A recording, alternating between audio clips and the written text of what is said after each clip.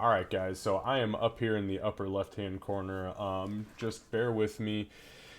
We are playing D&D tonight. So what that means is that we are going, oops, pop my alert box on here, turn everything else off. There we go. So we are going to be playing D&D tonight. We're on our 5th session of the Sunless Citadel.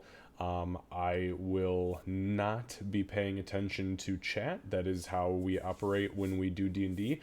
Over on the right hand side in chat, you will see every 10 minutes or so there's going to be a new command or a new message that pops up. It's got links to all of the character sheets for all the characters that are playing right now.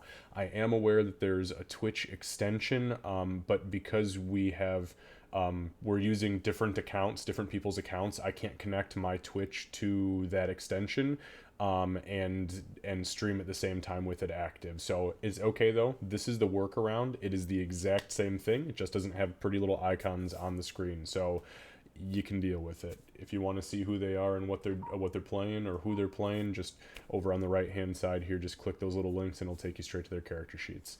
Those are non-manipulative character sheets. Obviously, you cannot access those. Those are only character sheets that myself and the crew can access. So don't waste your time with that crazy shit. Anyways, yeah. So sit back, relax, have some fun, and we'll get into the recap, and then we'll dive into this. So we'll see y'all in about 3 hours.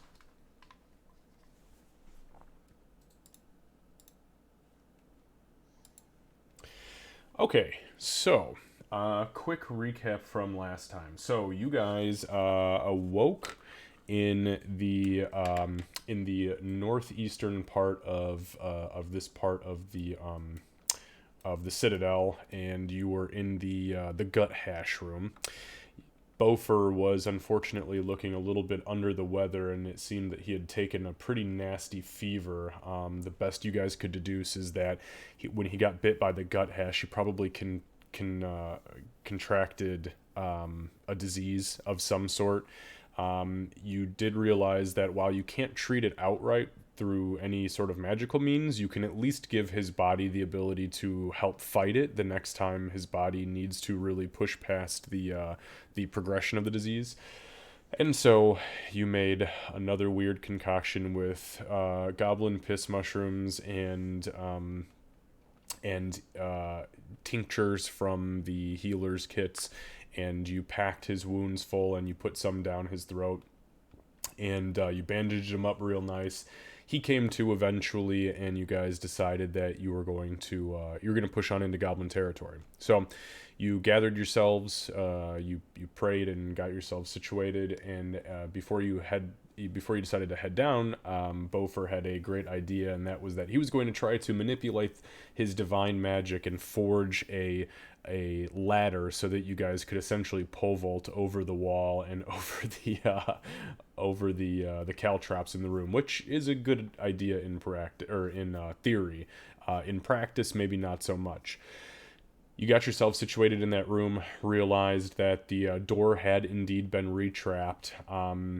No problem, though. You managed to take care of that portion of it. As the door swung open, however, there was a secondary trap that had been laid in the room in the form of a bear trap that swung down from the ceiling, hoping to clamp on to somebody who was standing in the doorway. Thankfully, it was opened through Beaufort's thaumaturgy, and nobody was in the doorway. From that point, Ree pretty much said fuck it and did what Ree does best, which is to go fucking crazy, and went screaming into the room, hopped the wall, and just started to fucking massacre the goblins in the room.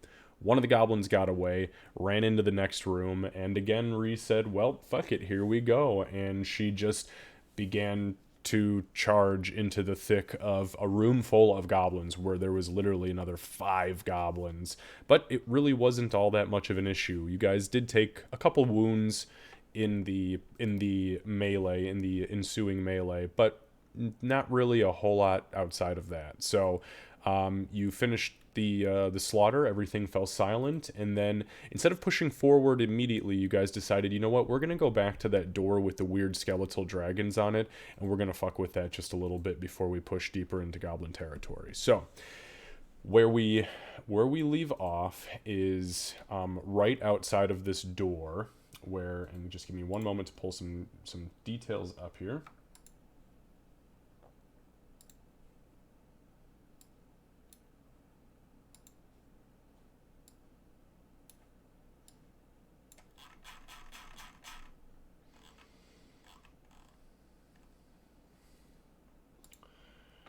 So you guys had started to try to wedge this door open essentially to kind of break into it without going through. There was some writing above the door that kind of stood out. As you thought you had manipulated the door just enough with the key that you had found, you went to activate the door, and while it didn't open the door outright, a cold wind blew outward from the door into the room, and this ethereal, almost otherworldly and very disembodied voice whispered in the common tongue, "Rebuke the dead, open the way." And that is almost exactly where we left off. So one quick thing here, we'll go through XP from last time, just so you guys know. So from the first chunk of the Goblin encounter, you guys earned 38 experience points each, and for the second chunk of the fight, which was a fight that technically you shouldn't have been able to do by mathematical standards, you earned 63 experience points each, putting everybody at 401 experience points. So not too bad. It is 900 until level 3, which seems a little daunting, but that was one very small section of what you guys had actually seen. So there's plenty more XP to be had. All right. Sorry, one more time. Is 460 XP, you said? No, sorry. It's 401. 401. Got it. Yep. Okay, any questions for me from any of the players? What language was that riddle being said in? Common. It was common, okay. And it only happened when you put the key that you had just picked up near the keyhole. Okay. Did I try to pick this door? I did, right? This is the one I got a 24 on? Yes. This is the one that was trapped when it, like, I think the scythe came down and tried to murder us when we tried to pick it. Yeah. Yep, exactly. Yeah, there was a scythe that came down and thankfully missed you, because that would have sucked. Okay. Because so it didn't happen when I tried to pick it. It's only with the lock or the key. Correct. Okay. What does rebuke mean? Does that mean? I don't know what I think it's like turn away. She and Doc, give me perception checks, please.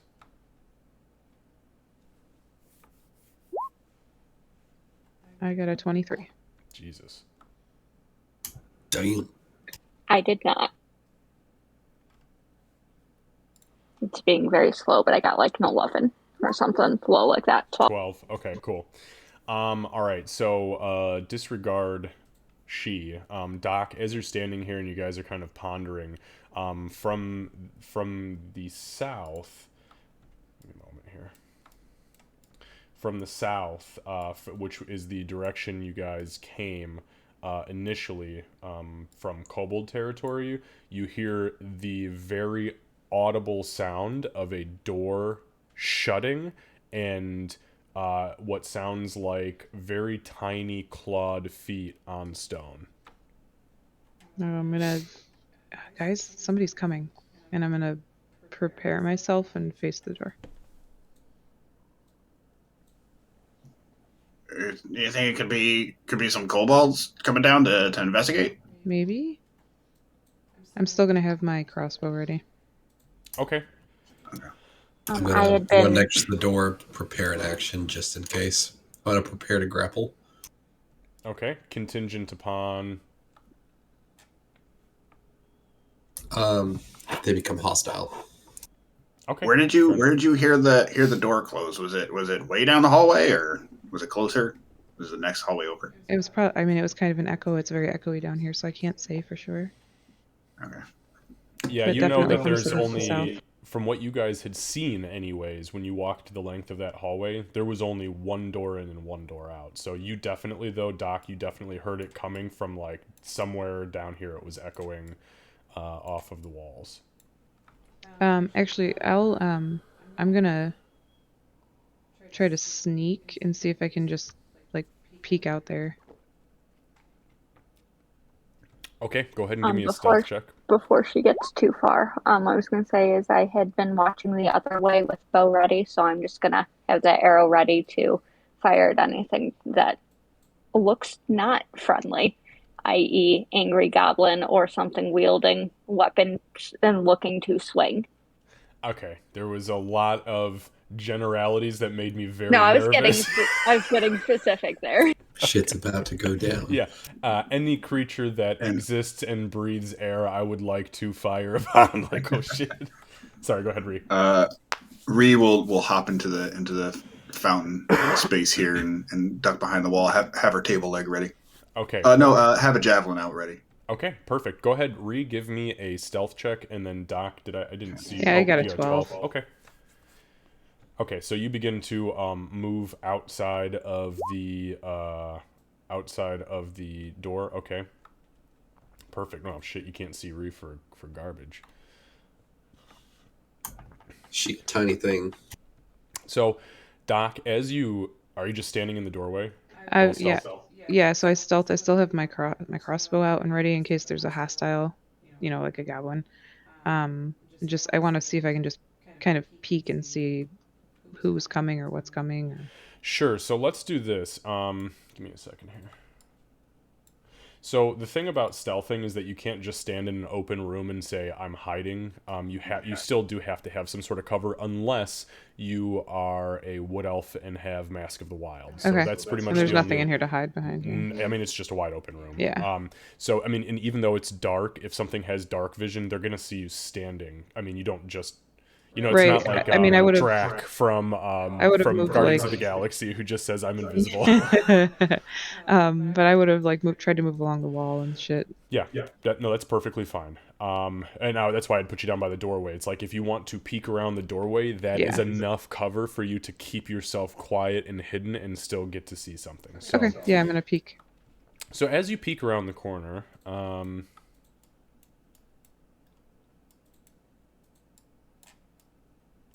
the first thing is with the perception check you had, since you kind of had a bead on the sound that was coming from that direction, the sound is familiar. It does sound like the language the kobolds were speaking initially, but it sounds very panicked, very very nervous, very almost confused. And as you peek around the corner, you see. Just one moment here. Oh God, sorry. I'm still 5 weeks in, getting used to just a handful of these controls. I apologize, you guys. Not a problem. At all. So you peek around the corner, and you see very clearly what is this tiny kobold that is wearing pretty much nothing.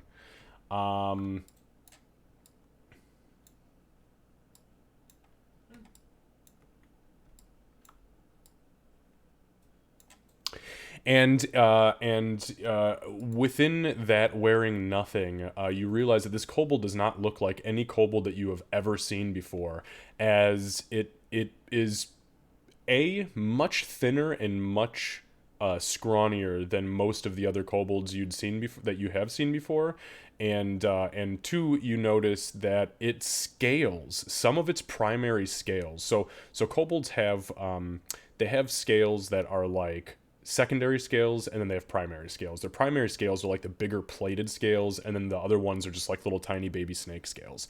The larger of the scales that are on this creature are jet white, and it seems to be fumbling around in the darkness, kind of half confused, half maybe unsure of what is happening, and it is speaking a language that you're not comprehending.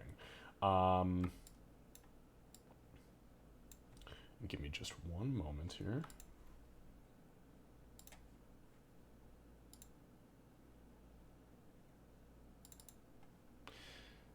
So I don't know. Can you see on my stream screen? I got it.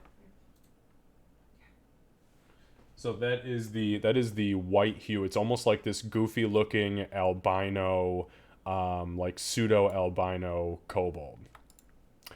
Okay. With that being said, what would you like to do? As it is moving towards you right now. And it seems panicked, but not like aggressive. It does not seem aggressive whatsoever. Okay. It is like half leaning on a spear, and you can see that there are a couple daggers strapped to its side. Okay. It looks uninjured from where you're at, but it is definitely bumbling around in the darkness. Like, you can tell it can see in the dark, at least to some degree, but it's like it's maybe not ever necessarily been this direction. I'm gonna put my crossbow, I'm gonna put it like back on my belt. Okay. And I'm gonna step out, and I'm gonna say, "Are you okay? Do you need help? Are you lost?" And I will let Lucy take over from this point going forward.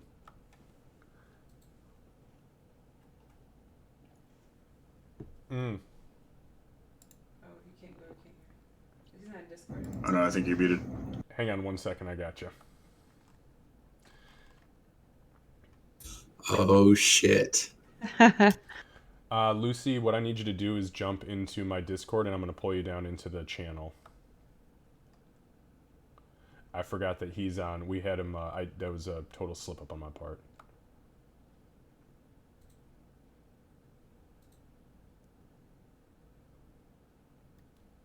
Look at you, Lucy. You're a handsome bastard. All right, welcome to the team, Lucy. How's it going? How are you guys? Good. Absolutely wonderful, man. We're super excited to have you. So I know you could hear me on the end of stream. So you've just entered the hallway, and Doc has called out to you and asked if you needed help. And she's knelt down at this point because she knows she towers over these guys. Yeah. Meepo will walk in and they'll be like, "It's the nice cat lady. Nice to see you again. It's Meepo." Meepo. That was fucking perfect, Lucy. Meepo. Yes. Are you okay? You look. Come here. Meepo will like, can I control it? I've never used Roll20 before. Yeah. So you should have exclusive rights to actually move that token on the screen. Nobody else should be able to touch it. So. Meepo will kind of run over, probably almost fall once, over like the spear. Yeah, and Doc, as Meepo approaches, it is very clear, like, holy shit, this is fucking Meepo. What? Dude, we haven't seen you. It's been like 24 hours. What happened? Do you guys have... This might be... I'm not trying to be rude, but do you guys molt or something? Xavier, do kobolds molt? So there is... the short answer is yes. Technically they molt, but it's not total transformative overnight scale changing event molt. I'm just gonna assume he doesn't know, like, he doesn't think she's talking about the white. I'm just gonna go, yes, kobolds do molt. Why? Something different? You look very different. Are you okay? Do you feel okay? Yes, Meepo is fine. Were you bored, or? Oh, no. Meepo touched the magic door like you told him, like, by the area you told Meepo to hide. Meepo doesn't exactly remember what happened after, but Meepo woke up, and Meepo can cast magical spells now. Cast the booyah, like the goblin says. The booyah. Oh, boy. Okay. And he'll cast a cantrip at, like, a wall. Okay. He'll cast a ray of frost at the wall. Okay. Yeah, so Meepo kind of just like throws his palm out, and his voice drops like a full octave as this string of incantation just spills out of his mouth, and there's this flash of blue energy, and this ice crystal just jets from his palm and smashes into the wall in front of you. Yeah, okay, well that makes you much less of a liability. And she offers her paw. Do you want to come with us? Yes, that is why Meepo is here. Okay. Meepo Do you take her? To help. Does Meepo take her paw? Yeah. Okay, so she's gonna like walk hand in hand and lead you toward the group. Meepo's hand is ice cold, like as if Doc, you had just touched a corpse that has been sitting for a few days. Okay, she'll try her best not to flinch because she doesn't want to offend him. Okay. Bofer, you being as close as you are with your passive perception, you would have heard that conversation kind of going down around the door, at least in some form. You hear the voice of Meepo, and you hear Doc say, Meepo? And then it just kind of unravels from there. Hey guys, it's Meepo. Meepo, what are you doing here? Show him what you can do, what the Meepo. fuck is that? This is not the Meepo you were looking for. Yes, it was. What? I'm gonna why? if Why, needed. Meepo? Why are you? You look different. Thank you. Meepo's scales is particularly shiny right now. Shiny's an understatement. Yeah, practically glowing. Good God, man. Oh, you are so nice. You definitely not shitbag Goblin. I'm still a shit goblin. Well, Meepo actually, Meepo can cast magic now, which, quite frankly, we can use. So. You caught some booyah? Yeah, Meepo, get the booyah! And then he's gonna he'll cast another Ray of Frost. It's a cantrip, so I can cast it whenever. Okay, yeah, so again, Meepo just throws his palm out towards the wall, like nonchalantly, voice drops a full octave, and there's this weird guttural spew, and then this ice shard just materializes and against the wall. And Doc is standing there like a proud mom. Oh shit, Meepo can read the thing on the next to the fountain. Oh yeah, Maybe. Can you do that? Oh yeah, we were gonna go grab you for that. Can you tell us what the fountain says, Meepo? And I'll point it out.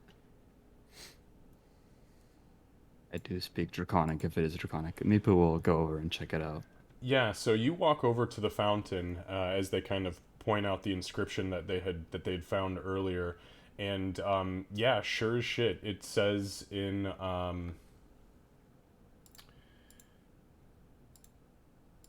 so yeah, it says in Draconic, the rough translation is "Let there be fire." Oh, this is easy. This one says fire. And also, Doc, can you show him the piece of paper that we wrote yesterday? Oh yeah, I'll that take was out the from- etching. That So was from this, wasn't it? Or... I think it was because the other one didn't have anything on it, right?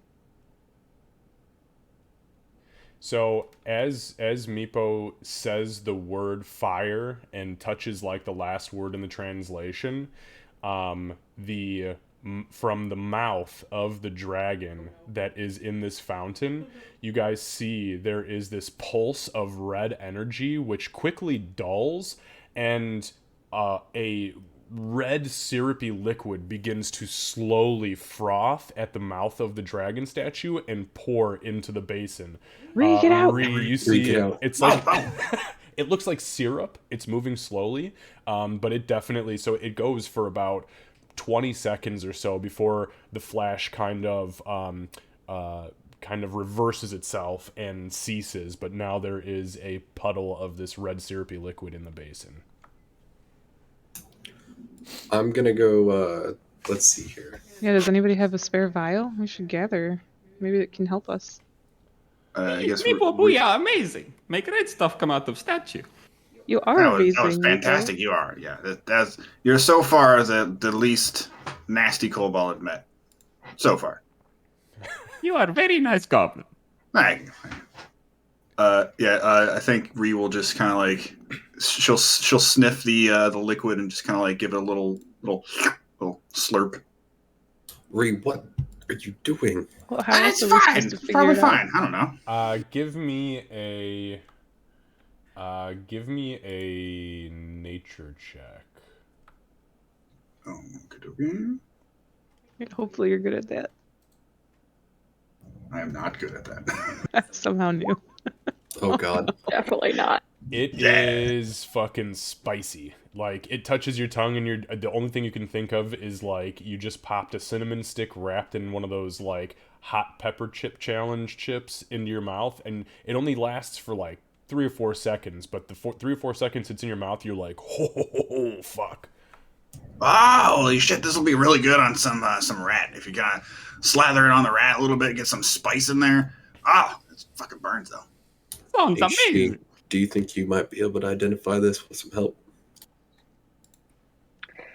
Meepo, She's gonna take a second and look at the group, and she's gonna visibly like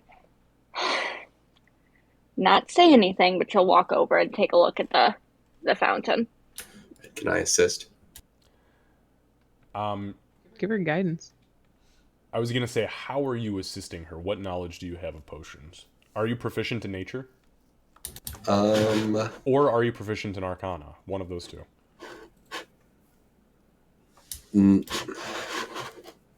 Neither. So I will go ahead. I will allow the guidance. Meepo, I think you made a hot sauce fountain. I'm really excited about this. Yes, Meepo can't wait to try it on some tasty delicacy as rat. I'm pretty sure Ree has some. Nature, right? Yeah, nature. Yeah, all I got is insight, history, and religion. And then add a d4 to whatever you roll, Cat. I have stealth and I rolled a 12, so don't feel bad. My D&D Beyond is apparently being slow, and I rolled like crap. An 8. Yeah, so you touch it just like Ree did. You taste a little bit of it, and you can confirm it is fucking spicy. Whatever it is. I mean, not being entirely sure of what this place was in its heyday, outside of like a temple built to some crazy angry ass dragon. The best you can surmise is, yeah, this is a hot sauce fountain. Oh, that must mean there's probably a cheese fountain around here somewhere. Can I use... kind of shake my head with like a don't know kind of gesture, and then I'm going to go back, and I'm going to go back to watching the hallway, and I'm going to angle myself so they can't see the expression on my face. Okay. Can I use the vial in which I emptied tinctures from, or however many I have, to just gather some of that? Fully intending on using it as hot sauce, not doing that. I mean, we'll say for the sake of you being able to scoop up enough of this stuff to fill a vial, will take you, a minute or so, since it's so syrupy. But yeah, over the course of the minute, you can get a vial of red liquid. Okay. Or you can just put vial of, and then in quotes, hot sauce. Meepo's best. Meepo's hot sauce. Can I cast thaumaturgy on it? On what? On the liquid. Okay, and what are you trying to do to it? How are you manipulating it? I'm gonna try to light it on fire. Give me a second. Hold. For thaumaturgy, there has to be a flame, I believe. Oh, okay. It says it's caused flames to flicker, brighten, dim, or change color. Right, insinuating that the flames already exist. It already exists, yeah. Makes sense. All right, my bad. No, that's okay. That's a good question, though. Damn it, boo-boo. Sorry, I'm showing this to everyone. This is another one of those things where I was supposed to give you guys this a long time ago to show you what a big rat looks like, so now you've got it. Now you know what big rats look like. Big-ass rat. It looks oddly cute with the eyes, not gonna lie. Isn't it just a little cute? Okay, yeah, so, alright, yeah, what do you guys want to do? You've scooped up as much of the liquid as you can, before it begins to dry out in the base of the well, which now, thinking back to when you first investigated this well, and you had kind of scraped up some of that really nasty, tacky, tarry stuff, makes sense that this is what came out. Yeah, hot sauce. Definitely hot sauce. I can't wait to spread it over some rat meat later.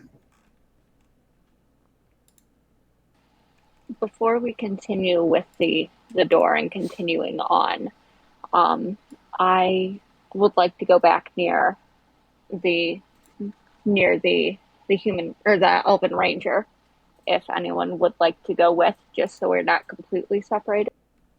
I'll go with you. I'm right next to you. Okay. Yeah, so I just want to refill my quiver and grab a couple extra arrows, that's all. Oh, yeah, no problem. And for the sake of brevity, we will say you two go easy, no problem. I mean, you guys traverse the two pit traps, nothing has changed. Go ahead and refill your quiver to your heart's desire. There was 6 arrows that were in his quiver that were left and usable. So yeah, I'll grab them all. I mean, that's going to be 3 over my quiver, but I'm sure I can.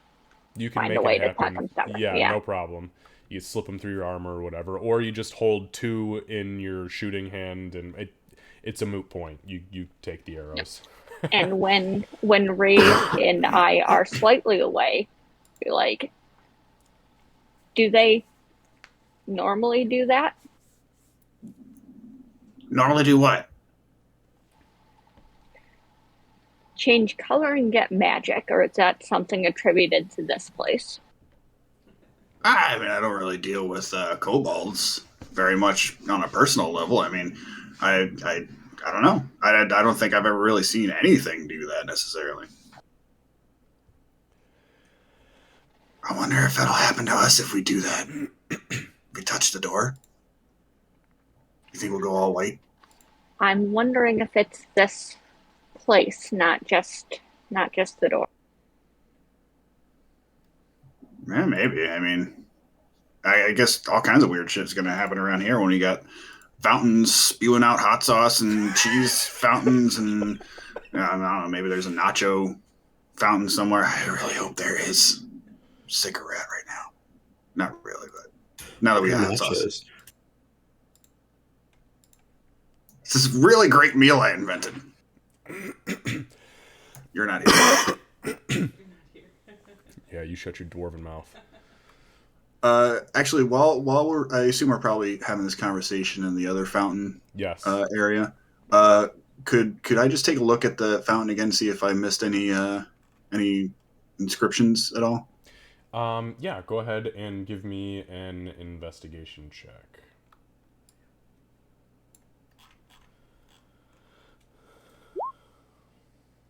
Nacho fountain does sound amazing, though. Right. You know what? I'm sorry. Make that a perception check. I did not mean investigation. Okay.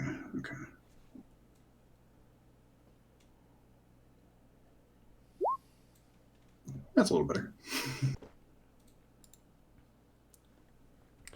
So, as you're looking at it, and you realize that the last time you were in here, shit got hot real quick. Like, it got nasty fast. But yeah, you do. You crouch all the way down, and you realize the reason why you didn't notice it before is because the metal plaque that was attached to the face of this well, where the lip of it was, or to this fountain, it had fallen off at some point, and dust and debris had covered it. Whereas the other one was like still attached, so it was easy enough to miss. But you pull it up, you dust it off, and there's some scribbles inscripted on it, but you've got no fucking idea what it says. I bet this is the cheese fountain. Oh my god, there's gonna be a party in here. She's gonna give Ray a very half-orcish look. Toothy? More I don't know stony. what that means. Oh, stony. Meepo, what did it feel like to have your brain expand like that? Did it hurt? Meepo does not know. Meepo touched the door. Meepo wake up. Meepo booyah. Okay. Yeah. If it didn't hurt. Meepo, do you know anything about this door over here? I guess I'll go look at the door. Okay. So go ahead and make a perception check. I'm great at these. With guidance. Sure, yeah. So you start looking over the door, and all of a sudden, like, Beaufort is whispering in your ear something in Dwarven, and you feel like his 5 o'clock shadow kind of brush up against your scales, and it's real creepy. But you feel good. Oh no, he has a beard. Oh, he does have a beard. Okay, so you feel the beard. And what do I do with that? So just add a D4. So below where my portrait is, there should be a little D20 icon. Perfect. Well, fuck, a 25. Right, so 25. Jesus Christ. That was with disadvantage, by the way. Wow. Okay. So glad you are here. So, on that door, give me just a second here. Won't happen again. It's just beginner's luck. Just warming up. Trust me, when it really matters, it's not going to happen. So yeah, on the door. Saying it doesn't really matter right now? No, it does matter. So you do see that the door has, it's a picture of two, or it's a like an engraving, a relief of two skeletal dragons intertwined, and the door separates up the center, which is where it looks like somebody has tried to manipulate it because it's kind of scratched up. You can also see... Sorry, I just had somebody host, so I can't hear myself talk right now. Bear with me. And thank you guys. Much appreciated. Much love. Okay, so you also noticed that there was at one point in time an active trap, as a scythe has swung out of the ceiling here and has embedded itself in the wall. You also notice up above where the two dragons meet in the middle, there is, I mean, like a 2-inch long inscription, and with what you rolled, you squint and you can see that in Draconic it says, "Rebuke the dead, open the way." Okay, Meepo will seeing the trap, he'll step like 1 square, like 5 feet back, and then like he'll relay what he says, what you said. Okay. Isn't that what that creepy voice was whispering at us? Yeah, it whispered the same thing. You are hearing voices? Yeah, we found this key. Some of us change colors, some of us hear voices. Rebuke the dead. Probably around this time, Ree will return to the party, and she'll let everybody know that she found more inscriptions. So I think I found the cheese fountain back there in the gut hash room. I think I found some words that might be that we might be able to translate again. Get some cheese. Cheese? Where are you finding these fountain cheeses? It's just up north, just where we where Oh, the other fountain, yeah. Yeah, the other fountain where we're just saw cheese come out of a fountain. Well, no, not yet, but we will. Well, Hey, man, it's only a matter of time before cheese comes out of a fountain. Do you want to come see the cheese fountain? I swear. Let's go see the cheese fountain. Oh, the glorious. Doc will make it a point to show like where she stepped to get around the pit, so that way there's no issue. Okay, yeah, easy. I mean, it's easy enough to make that happen. I'll just assume we're over. Yes. Yeah. Give me just 1 second here.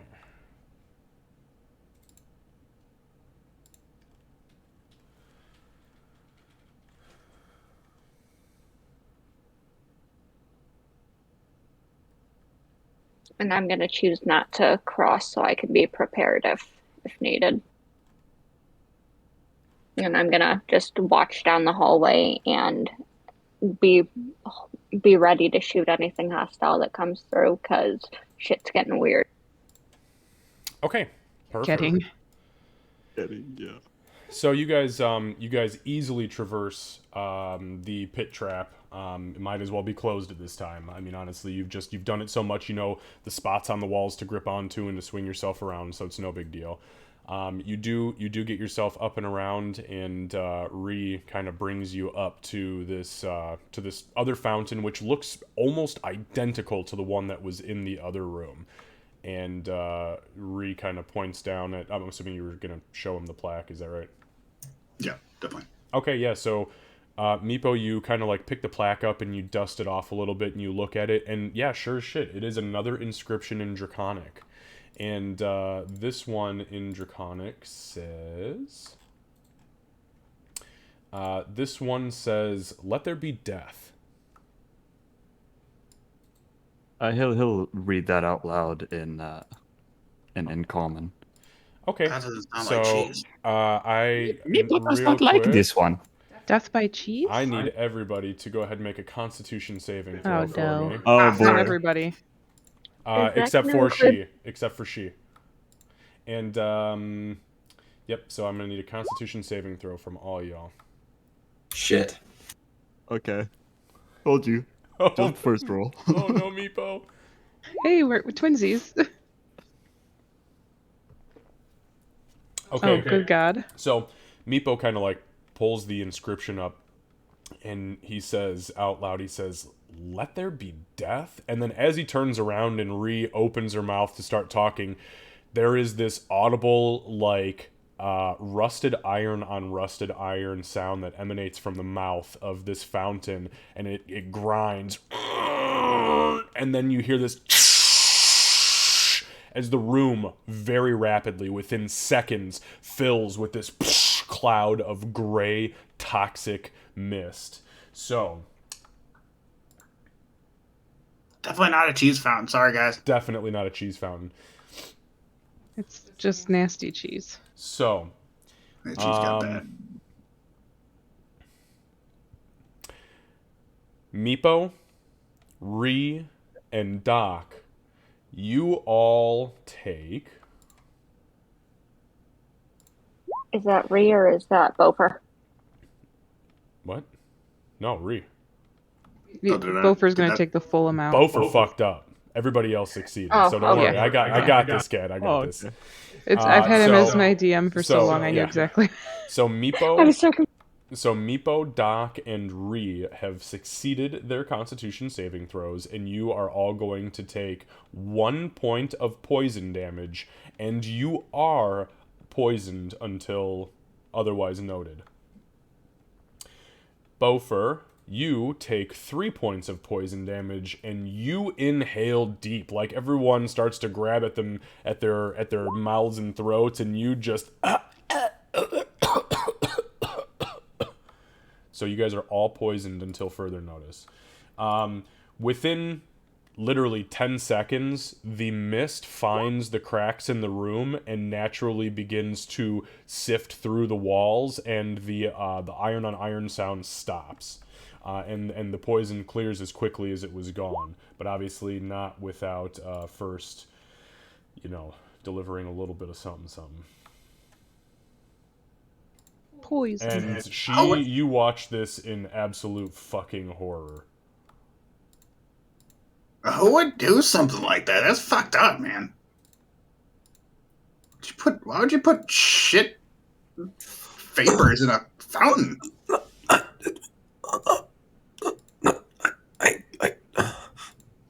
Bofer can't talk. Meepo does not know what cheese is, but that was nasty. It was not cheese. I don't think that was cheese. I Might hope it was. have been that fancy, really stinky cheese. That was the cheese experience. It wasn't actual cheese. I don't appreciate it. Bofer. And you are all effectively poisoned, so as far as that's concerned...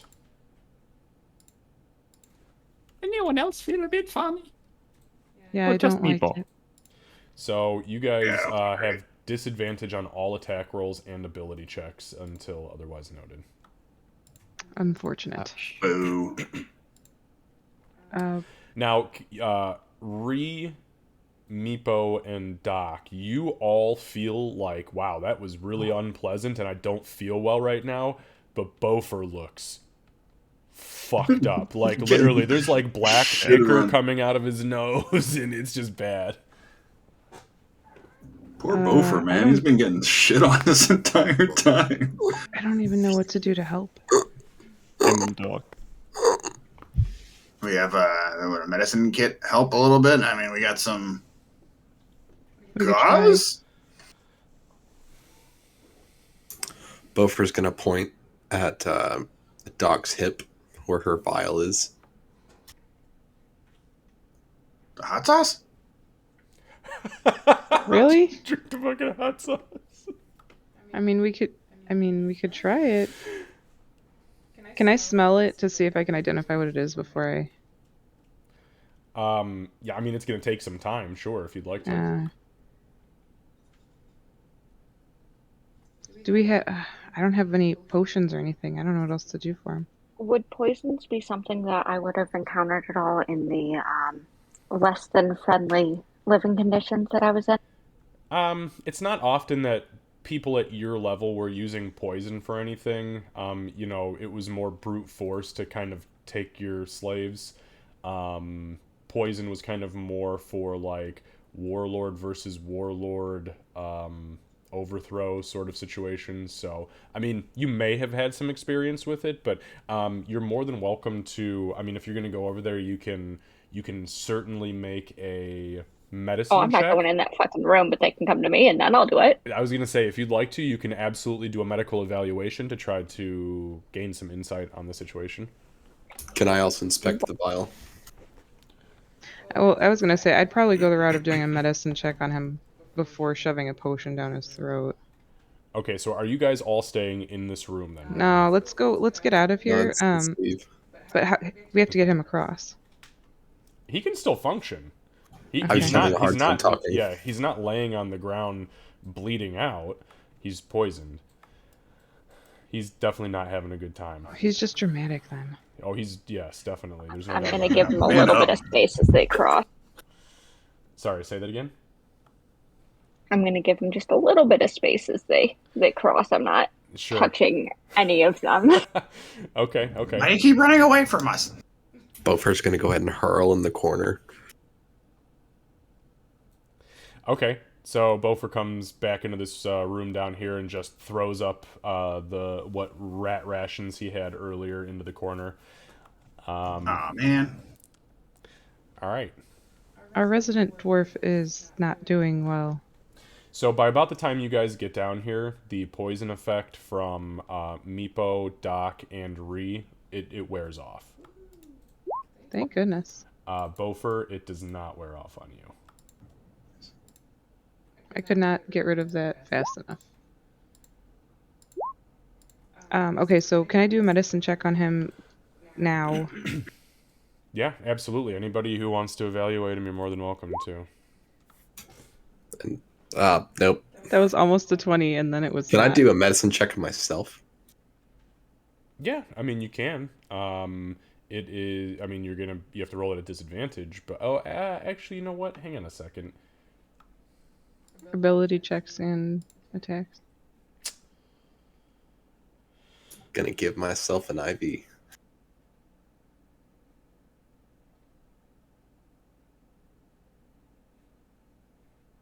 That is a lot harder than you think. Yeah, that's confusing. It doesn't say skill check, it says ability check. Bear with me, I'm looking at something.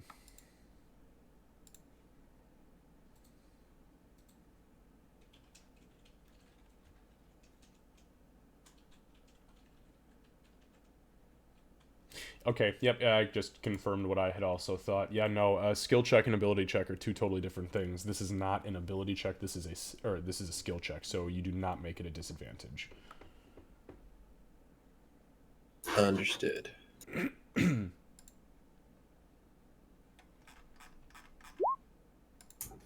Erp.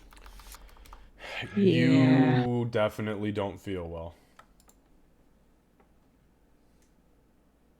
I'm feeling better. I don't know about everybody else. I feel fine now. So she kind of like pushes Doc out of the way and like sits down and just grabs Beaufort by the beard, which is very unnatural for anybody to do. But it's not like she's gonna cut it off. It's like sit the fuck down. I need to have a look at you. This is a serious situation. Since nobody else wants to take this seriously, I will. So she does so and just kind of like looks into his eyes, pulls his eyes open and really focuses on his pupils, looks in his mouth, realizes that, yeah, there are like little black pustules that have formed around his soft palate and the back of his throat. You've seen this shit before. This is just a standard, short-lived, ingested, gaseous poison. And it is running its course. It appears to be running its course very rapidly. He may have inhaled more than the others did, but you surmise that within the next 10 to 20 minutes, he'll be okay. And very nice roll, by the way. I'm going to say in Dwarven, sit there. Don't move. Don't talk. It'll pass. You'll be fine. Beaufort's just going to nod and sit down on the edge of the fountain. Okay. Then in common, say, he'll be fine. He needs time. I'll look at Meepo. Few Meepo, minutes are at you most. okay? Meepo is fine. Meepo does not want to be on her bad side, pointing at she. No, you don't. I bet she's probably a big teddy bear when you get to really know her. I'm gonna give him just the flattest look. I think I'm cracking her exterior a little bit. She's an onion. And then I'm gonna go back and just resume my position, being prepared, because we have not been quiet and someone got away. So. Okay. One existential crisis at a time here. I forgot about that guy. Sorry, but everyone's been talking about this hot sauce, and Meeple has just been staring at the fountain. He's just gonna take a bite, a handful. Okay. Make a nature check for me, Meepo, or nature, or Arcana if you are proficient. I am proficient in neither. Okay, then make it a nature check. Wonderful. Oh no. Oh, it's fucking spicy. Like, you put it in your mouth and you're like, whoa, this is a flavor that you've probably legitimately never experienced before. It's crazy. We're never gonna know what it is. Is it like a good spicy? Because it's a kobolds and dragon type thing. Yeah, I mean, it is a good spicy. The only thing is because of because of the white dragon ancestry that's kind of come out in you, or your exposure, however you want to look at it. This is a very uncomfortable feeling because it's your elemental opposite. However, knowing that you've lived as a kobold for so long in a temple literally built for a red dragon, this is actually pretty awesome. He'll like scoop a handful and just put it in like this gross side pocket he has. Okay, so yeah, you've got like a pocket full of hot sauce jelly. As Meepo is just like spooning it into his face. Beaufort's gonna make sure she's not looking at him before dipping his finger in there and taking a sip of it. Oh, it's fucking gross, man. These people, they don't know what they're talking about. It is spicy. It's crazy. It's fucking spicy as shit. Okay, so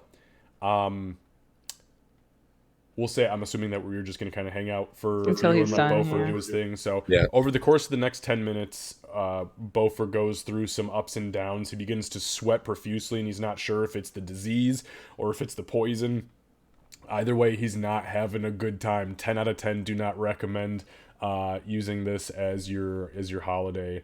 This is not a good time.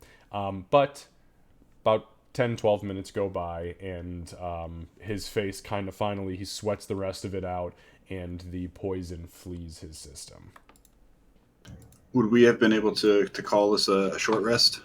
No, so short rests require 4 hours. Okay. Alright guys, I can talk again, but I'm out of healing, or what booyah. Beaufort. Next time that there is mysterious cheese in the air, hold your breath. It's not my fault. I didn't see it coming. I'm barely taller than the rim. That's fair. I'll give you that.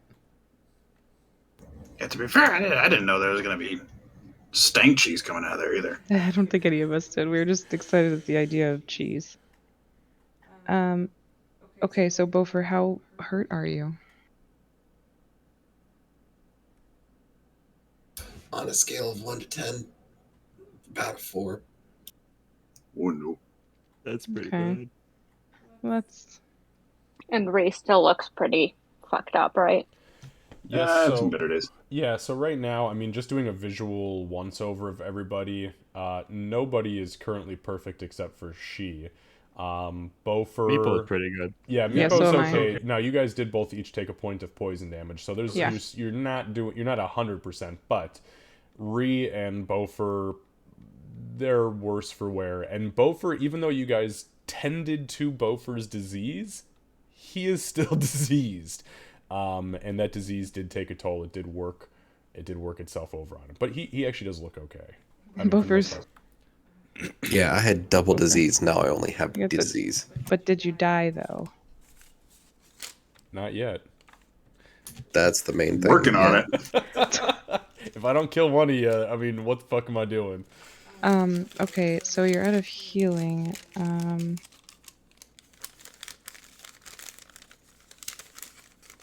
I'm not sure entirely what to do about that. Do you think we could go to the room over there and, since the door is barred, we can just relax or we can rest for a while? How long has it been since we rested? I mean, we left, we did the fight, we argued. Yeah, it's been like maximum 2 hours. Oh, damn. Yeah, we're not going to be able to rest yet. Like Okay. time has not moved much. I mean, that whole combat from last session, even though it took us 2 hours or whatever it happened to have been, was like 30 seconds. Yeah, it was like 30 seconds. What we need to do is we need to be cautious. I mean, Okay. By the way, for this door, when it says rebuke the dead, do you think like it means bring something dead? I mean, rebuke the dead. Either, to me, it's either saying that there's undead somewhere, or that something needs to be brought back to life. Does it have something to do with that fountain? Because it said, "Let there be death," right? Bofer, give me a religion check. You better be proficient in religion, or I'm gonna slap you in the head. We'll see. I am. We'll see. 13. So, as you guys are having this discussion, the word rebuke in religious text is synonymous with the word turn. In being that you can, and some clerics, not all clerics, but most people of the cloth, quote unquote, can do what's called, they can perform magical abilities called turning the dead, meaning when undead are in their presence, they can invoke their god and they can turn or rebuke those that are of undead nature, and do with that what you will. Bofer's going to try to talk, but his throat still hurts a little bit. So he's going to try walking up to the door. And one moment.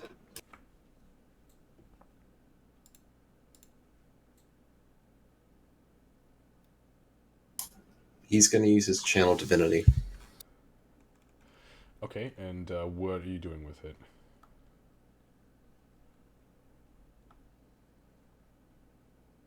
Can I use the turn undead? You absolutely can. On the door. Okay.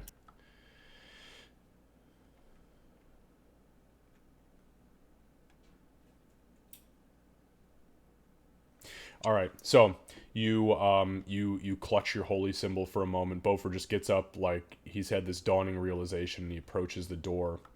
And as he lays his hand upon his holy symbol and his other hand upon the door, he begins to mutter a prayer in what I would assume is Dwarven, because he's a dwarf.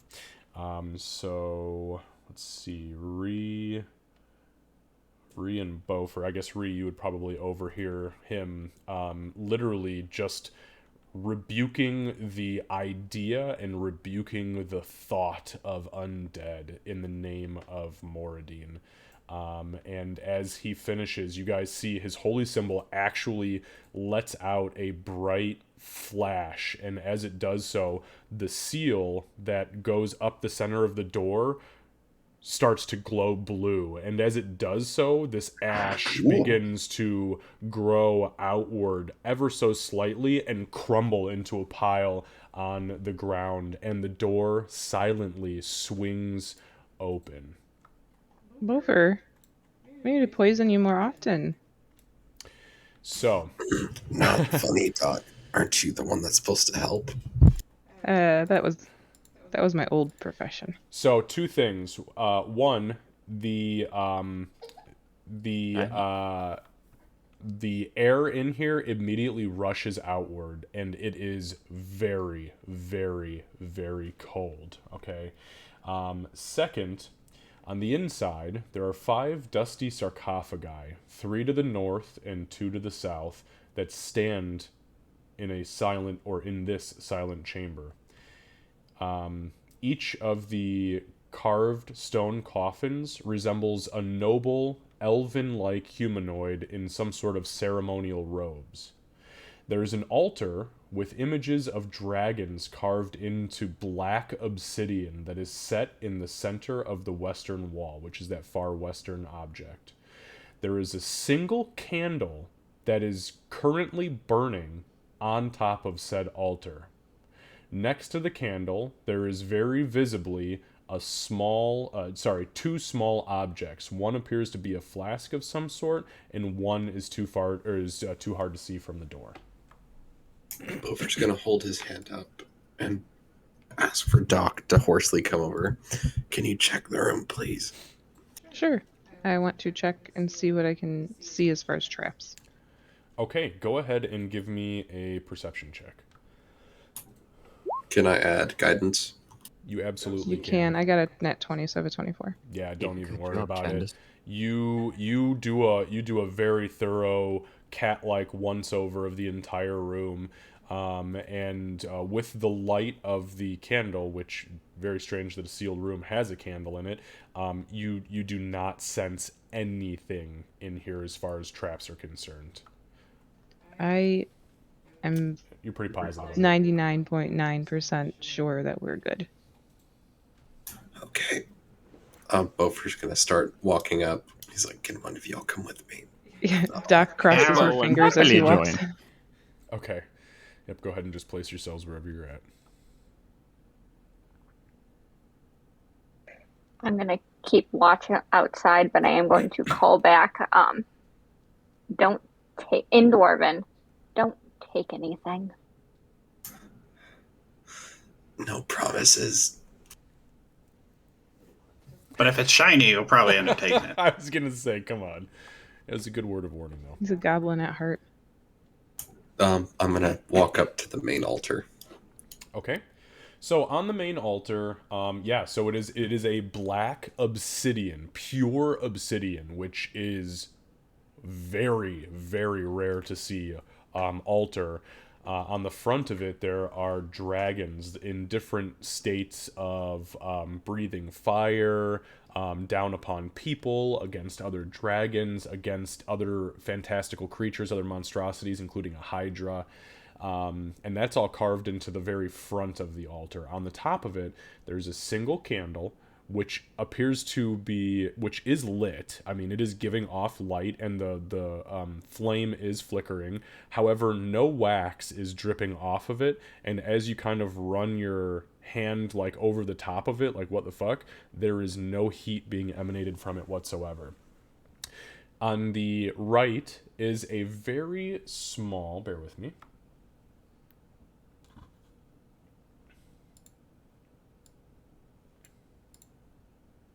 So to the right of it, there's a tiny, transparent crystal whistle of some sort.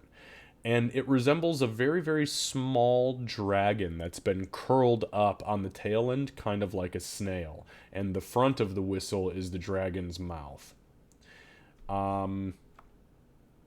There appears to be something etched slightly to the left. You can't see exactly, but as you kind of glance down at it, you can see that there is some sort of etching on it, but you would need to manipulate it to see what it actually says or what language it's in, because from here you can't really tell. To the left of it, there is a small crystal flask. Bear with me.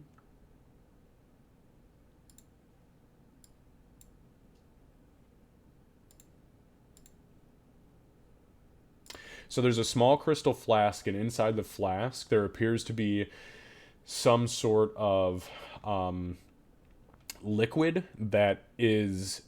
It appears to have like almost like a carbonation to it. Like there are little tiny bubbles that every 4 or 5 seconds kind of bloop up from the bottom. And it appears to be red in hue.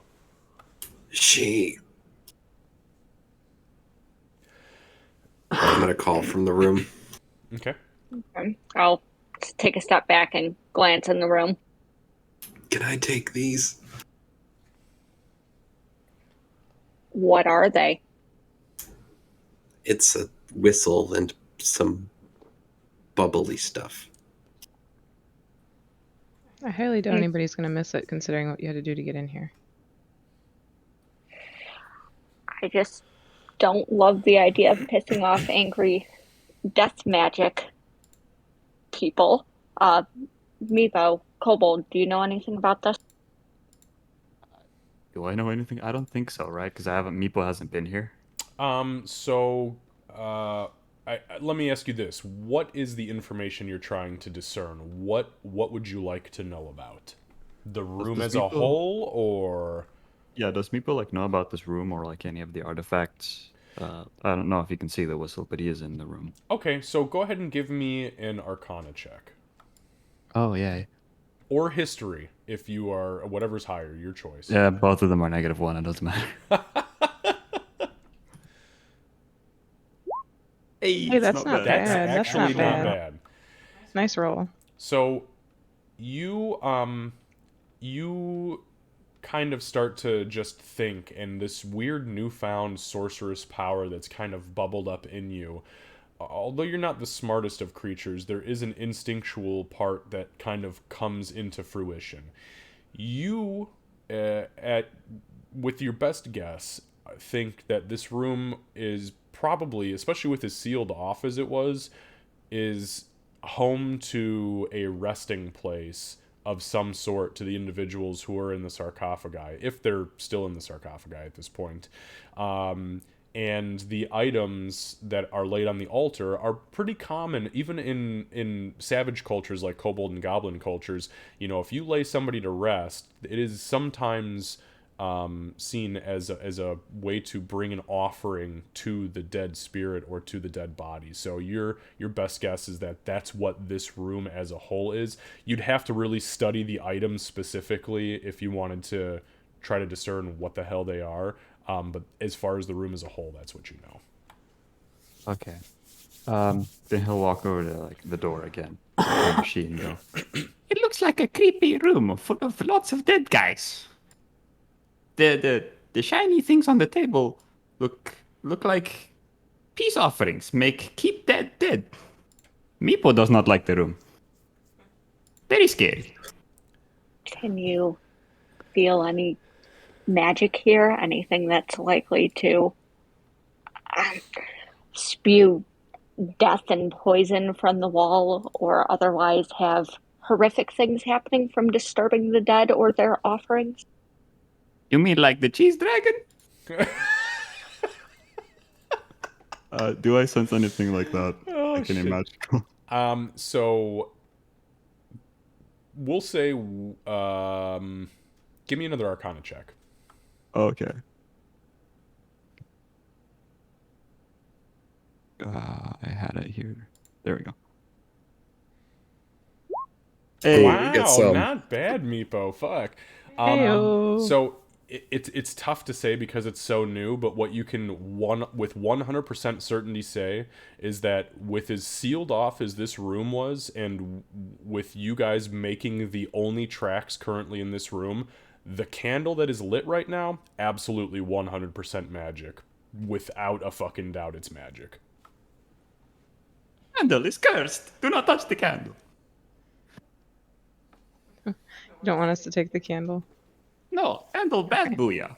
Okay. How about we make a different offering in place, and then if you're dead set on taking whatever those are, The whistle is then there's a interesting. better chance. Give them the rat meat. Rat meat, very tasty. I'm going to go ahead and put my azurite on the table. Okay. Curious dwarf. So you lay the azurite down on the altar. Be careful.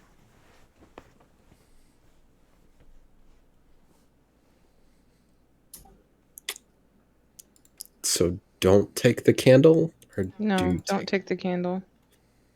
Maybe the whistle? Okay, so I'll take everything but the candle.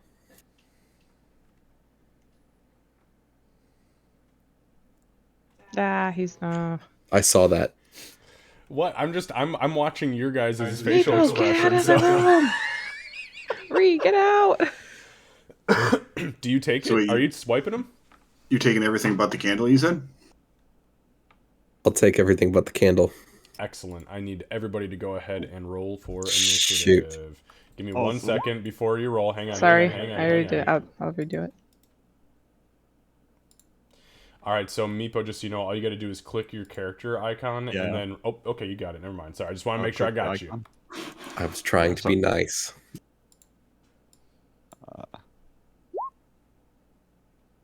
Do you need me to reroll Ranger mine? Wisdom apparently doesn't No, you're fine, extend to Candace. fancy death trap magic. Sorry, Xavier. Can you say I click my character icon and then? Yeah, so you click you click your character in like on the Roll20 map, and then you roll the initiative in D&D Beyond, and it should automatically populate it. Yeah. Okay. Oh, I'm so dead. Nice. Hey, not bad. This is odd. I normally suck with visual dice. Not me. I do great.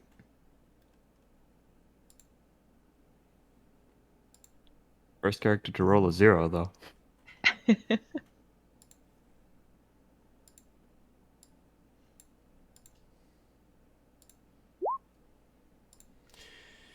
Oh. Okay, so is everybody's correct? Did you guys all click and have it actually stick? Yep. Mine's an 8. Nope. Yep. Bofer. Where are you at? And okay, so we're good there. All right, so so you lay the azurite on the table, and you kind of like eyeball. You start to sweat a little bit. You're like, ooh, man, this is not gonna. Well, whatever. I gave something, right? And you, as soon as you grab the whistle and it leaves the table, there is an immediate and the fronts of the sarcophagi literally blast open, and in front of you you see these 5 skeletal figures lurch forward with these little red pinpricks active in their eyes and their jaws chattering. They're dressed in these absolutely gorgeous ceremonial robes. Not much else besides that, except short swords. All of them, though, draw short swords and begin to lurch forward. Meepo's just dead. Sorry, I saw the X pop up. I was like, Meepo just dies. He's done. Okay, so with that being said, these guys are going to go ahead and take their surprise round, so bear with me for a moment. Crap. So, Bofer, you are going to be surrounded by the 3 that are currently here. All right, so here we go. Bofer.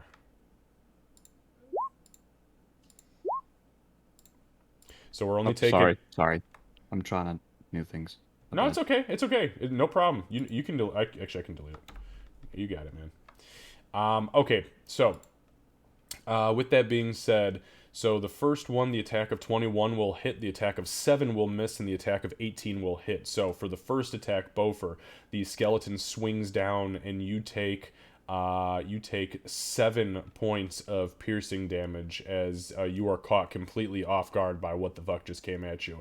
Across your back, like the back of your head, you feel something hit you, but it doesn't actually deal any damage. And then from the left of you, you feel in like where your clavicle starts to kind of creep into your chest cavity, you feel a blade run itself down and across, and you look down and you see blood just fucking spilling out as you are straight up surrounded by 3 skeletons. So you take a total of, that is going to be 15 points of slashing damage. I'm sorry, piercing damage, excuse me. So you have, looks like 1 hit point left. Big boy oof. Yes, sir. Okay, the other 2 skeletons shamble out, and they turn their attention. One is going to move towards Doc, as she is the closest, and the other one is going to move towards Ree, as she is the closest. So here is the attack for Doc. That's a 17 to hit. Yeah. That's going to be 8 points of piercing damage as the short sword lunge. I mean, you guys have been without combat now for some time, so this is definitely pretty terrifying, especially with the number of skeletons that just crept out of this place. Crept out of the crypt. Crypt out of the crypt. Crypt out of the crypt. All right, and then whoops. Here we go. That is a 10. The 10 does not land a blow as Ree sees these bony bastards coming and just throws that table leg up and boom, you Bony boys. dead elven bitch. I think you did that backwards. That is going That one was supposed to... That's going to end the surprise round. That's going to bring us to the top. Meepo, you see these skeletons... I mean, and you've probably never seen undead truly before. Seeing these is pretty fucking terrifying, but they're not attacking you. This is the first time in your entire existence where something hasn't immediately taken all of its aggression out on you. Aww, what would you like to do? Well, he's still the first time seeing this, so he's going to be terrified. So his first instinct is going to be to, like, run to the middle of the room. See, there's a skeleton there, and he won't know where to run to next. So instead, Meepo will use Grovel, Cower, and Beg, which is a kobold trait. Oh, what the fuck is that? Once per short rest as an action, you can cower to distract foes. Until the end of your next turn, allies gain advantage on attacks against enemies within 10 feet of you. That you Holy can see. shit, Meepo. No. Meepo joins the campaign and the first fucking combat action is to grovel, cower, and beg. That is hilarious. Okay, so Meepo, so you said it was within 10 feet? Yeah. Holy which fuck. I think that is should be everybody in everyone. this room. Yeah. Yep. Yeah, wow. Okay, so Meepo, what are you saying? What are you doing? So he'll, like, fall down on the ground, drop his, like, spear, and go, Meepo was really sorry. Meepo did not want to be here. Meepo didn't mean to disturb the dead. With his head, like, straight on the ground, so it's very muffled. Oh, that is awesome. Okay, and I'm sorry, what does that do again? That gives me disadvantage on all attack rolls? Allies us gain advantage to hit them. Mm-hmm. Excellent, okay. Nice. Yeah, so Meepo goes ahead and grovels the hell out of this situation. Is it just the first attack, or is it like a... No, I think it's until the end of... What does it say? Until the end of the next turn? Until the end of your next turn, yes. Cool, Until the end okay, of my thank next you. turn. Alright, so that's going to bring us to Doc. It's my Meepo. I'm gonna use my short sword on the one in front of me, obviously. And I'm gonna roll with advantage. Hell yeah. Awesome. That's a 14, so the 14 does hit, absolutely, yep. Wow, even with a nat 1, you still did a pretty decent amount of damage. So it's 6, Oh, I'm and then sorry, I'm that's gonna... a 14. Oh, I'm sorry, I was reading that backwards. Sorry, go ahead, Candace. That's okay. I'm gonna... So it's 6, because I'm not getting a sneak attack, and then I'm gonna use my sickle as well. Why aren't you getting sneak attack? Because doesn't somebody have to be... I think you would if you get I'm- it. Oh yeah, I'm you still are. 5 Yeah, feet you are. in. So I do get the sneak attack, so it's 9 If total. you roll advantage, you automatically benefit from sneak attack. That's one of the 2 things that will give you the opportunity to sneak attack. So, Okay. so So then you 9. deal 9 points of damage. Mm-hmm. And then with Give my me- sickle... Sorry, give me one Go ahead. second. What kind of damage is it? It is... Piercing. Piercing. It looked like. It's Mhm. piercing. Yeah, piercing. Oh, it says and it then right on there. Jesus, if I paid attention, huh? my sickle will be slashing if a 19 hits. Yes, 19. Yeah, 19 hits. For 4. That was the rest of the hit points. Yes, All right, so- my boy. Doc, kind of like leans around the skeleton and is just kind of like, what the fuck, Meepo? But the skeleton actually starts to turn around and look down at you, which is unnatural for an unnatural creature to do in itself. And as it does so, Doc just fucking smashes it across the head with the short sword and then grabs it by the neck. And as she yanks back with her sickle, just completely fucking decapitates it. Meepo, this skull, hits the ground in front of you and cracks into 5 pieces as the body crumbles into a pile of bones. And for my Meepo environmental wouldn't have seen action. that. Meepo wouldn't have seen Doc do it, so he just starts groveling even more. I was gonna say, okay, yeah. My environmental action is I'm giving a thumbs up to Meepo as soon as I can make eye contact. He's probably literally just pissing all over he's the just, ground. he's just. Yeah. All right. Terrified. That's going to bring us to Bofer. Bofer, you have just been run the fuck through by these skeletons. You hear Meepo begging and pleading and groveling from behind you, and the skeletons do seem to be, at least in some way, shape, or form, distracted. Damn. Give me a second. Let's see here. If you could treat yourself to healing, that would be good. Could you disengage from where you are? I think so, yeah. Can I disengage? You can always, yep, you use your action and you disengage, and that just means that nobody can take attacks of opportunity on you this round. Then you GTFO. Right, disengaging. And, yep, get the fuck out of there. That's Okay. a bad place for our healer to be. Yeah. Maybe if our healer wasn't a klepto. Okay, so she, like, you, as you're turning towards the door and you're hearing the commotion start, Beaufort, like, comes running through the door and literally half collapses on the ground as you see blood is spilling out of his throat into this huge pile on the ground. Okay, Beaufort, anything else? End turn. Alright, that's going to bring us to the skeleton's regular turn. So, Meepo... Very, very in trouble now.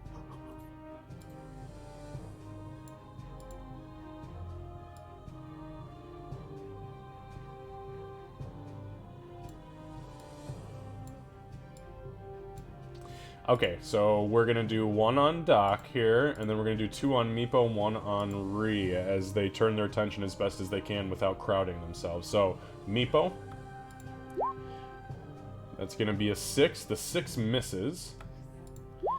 That's going to be a 9. The 9 misses. You're groveling so hard, like, and, like, rolling around that as they're swinging down at you, they just can't get a beat on you. Alright, Ree.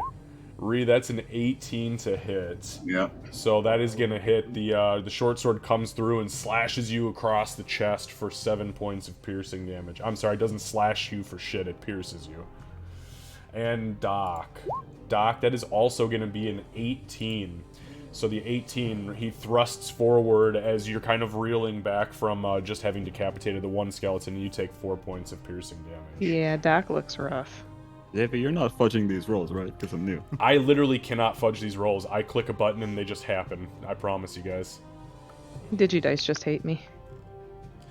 Yeah, I Thanks for taking it easy on the new guy. I couldn't do it if I wanted to.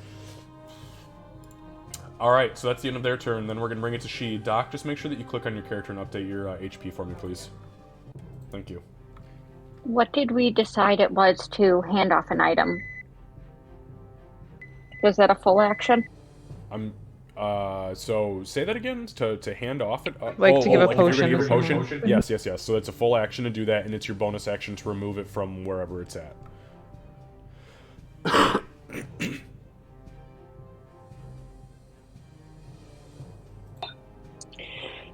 Okay. I'm going to just bark at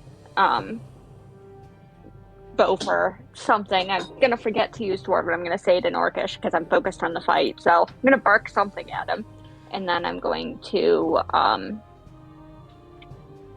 Did I see that the piercing did anything different? Didn't seem to be as effective, anything like that.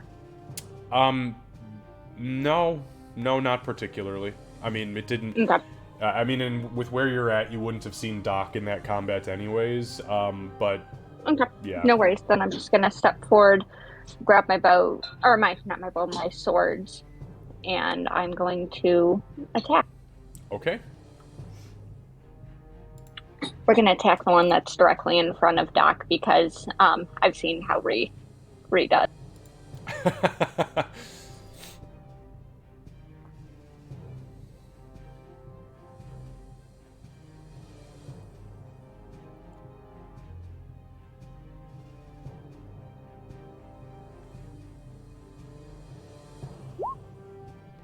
Yeah, the 23 definitely hits.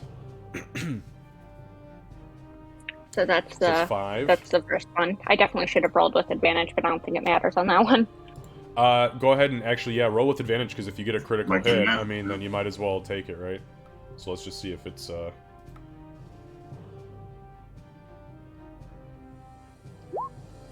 Okay, yeah.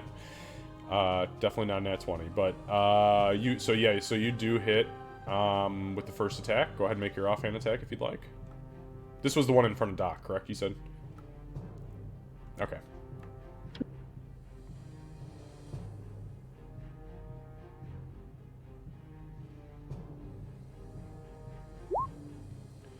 $21. Okay. Go ahead and make your attack with advantage. Perfect. Yeah. So you hit again. So we'll take the 7 slashing. So you pretty much reduce this thing to just barely being held on by whatever arcane or divine thread is holding it together, as bone fragments have just been scattered across the room, and it is barely, I mean literally, it's just barely functioning, but it is still standing.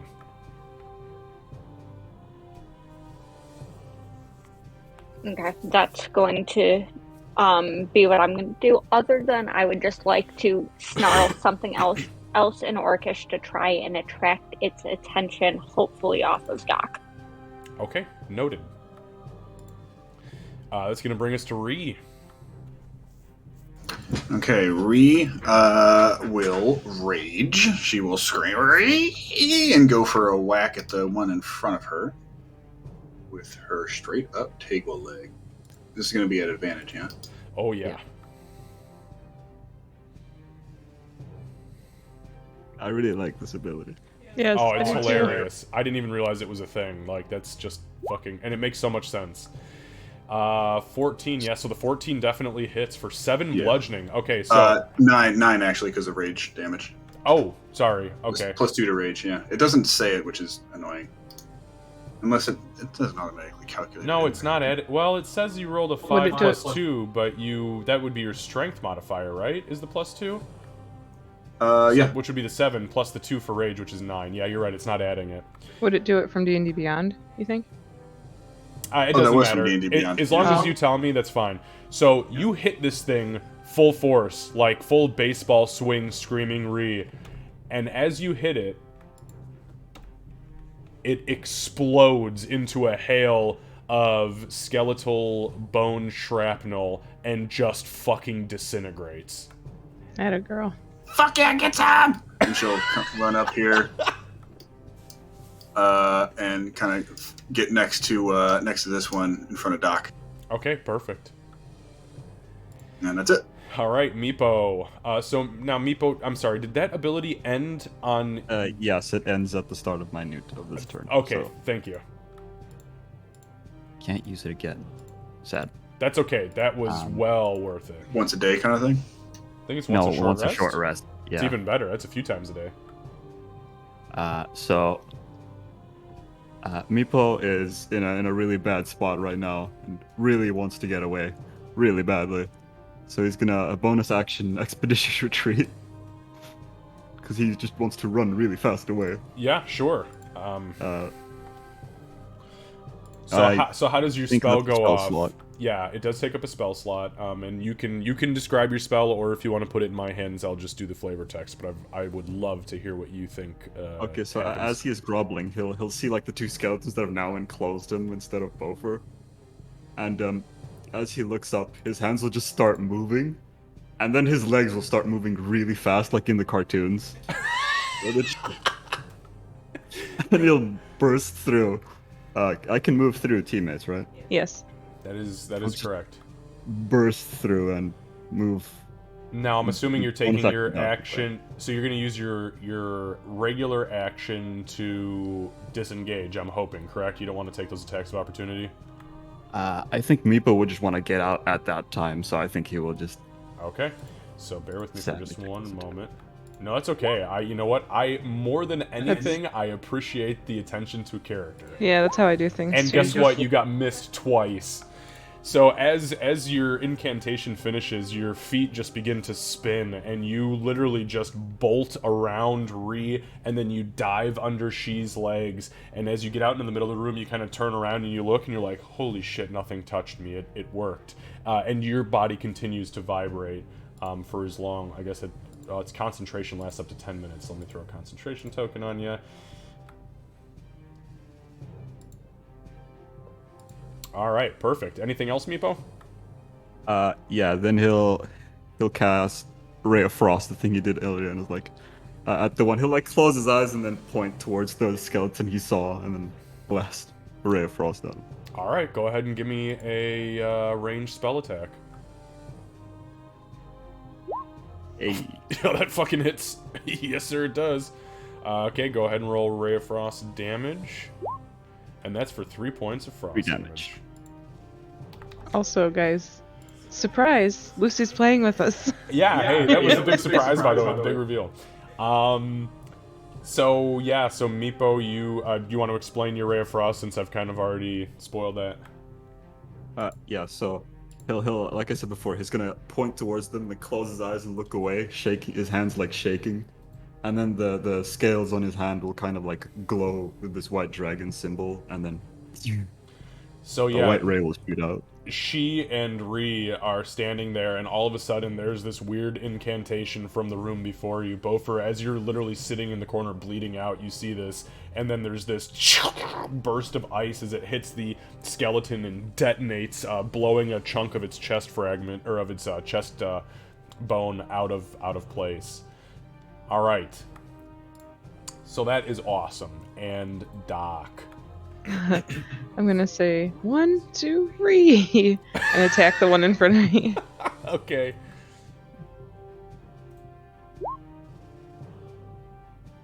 That 23 definitely hits. Yep. Channel your inner rage. or 11. All right.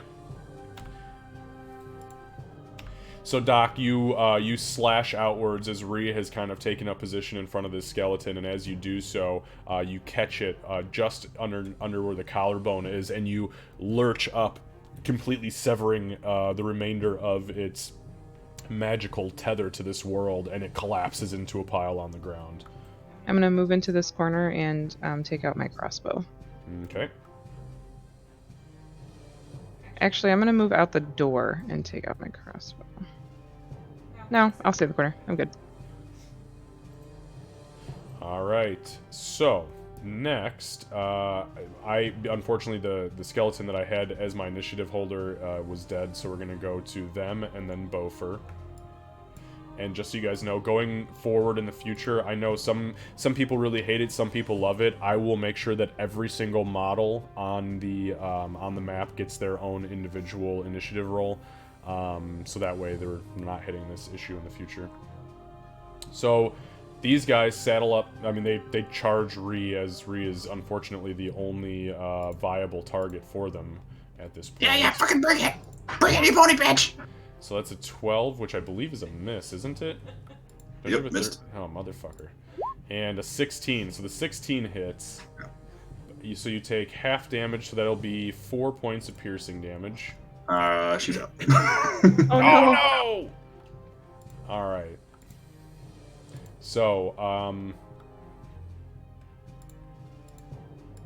So, Ree kind of like dodges underneath one short sword blow, and the other one comes in, and this skeleton starts to drive it in deep, but you see Ree's body resisting it, but unfortunately the blood loss at this point has just been so high that she collapses on the ground and starts to just twitch.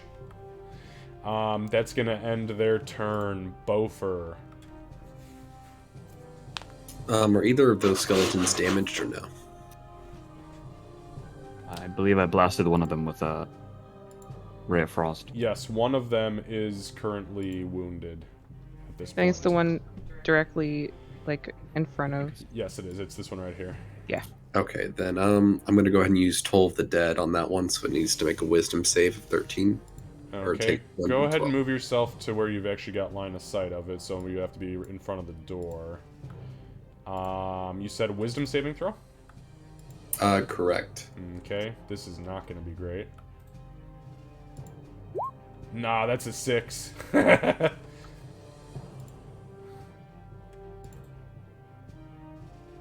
Toll the Dead's nasty too. Is it necrotic damage or is it force damage? Necrotic. Necrotic, okay, thank you. I only remember because of our wereshark friend. Sorry, where shark? Yeah, the campaign I'm running right now buddy of mine had a 3D printer and decided he was gonna print me out a Wereshark model just for shits and giggles. Yeah, well, I used it against him, and it wound up being that his character got bit by it. Well, actually, everybody got bit by it. Yeah. His is the only one that rolled a nat 1 on the con save. He became a fucking Wereshark, and now he's embraced it to the point where he's going to potentially multi-class his Berserker Barbarian with Warlock as a Kraken Priest. Slash my God, I love Wereshark. it. It's gotten so weird so fast. Sorry for derailing, but I had to. I No, remember that's the amazing. damage I love Toll it. the Dead did. Is badass. We used Toll the Dead on him to try to contain him the first night he transformed on us because he Yeah, whooped it our was, ass. it was bad business. He fucked you guys up. Actually, he fucked you guys up during 2 transformations. Yeah. Okay. And then he made enemies with an entire nation during the 3rd, so that Yeah. was cool. Anyways, okay, yeah, so Sounds like a good guy. Beaufort, give me some description. What happens here? Alright, since Beaufort's like can barely talk, bleeding out of throat, he's just gonna go ahead and bang his hammer on his shield slightly. And all of a sudden, just this ooze of just black just flies towards the skeleton. Yeah, and as it hits the skeleton, you see that even though this creature is created from necrotic energy itself, it does begin to burn away and sizzle at the bone structure holding it together. It's still standing, but barely. All right, she. Since our goblin friend is small and currently, you said Ray was unconscious, right? Correct. Okay, can I stand in that square? Not end in that square, well, not necessarily, but can I stand in that square and be over her? No, you cannot occupy a square that is currently occupied by another creature. But you can stand in the square next to her and just be... You know what, actually... I mean, she's small. No, yeah. You're right. I take that back. Yes, you can stand over Rhea in her current state. Yes, you can. Okay, in that case, my Network Snarl steps forward and physically stands over her and just goes after these two. All right. Starting with the one that has been hurt the worst visually, the one that got the necrotic, etc. Perfect. Go ahead and make your roll.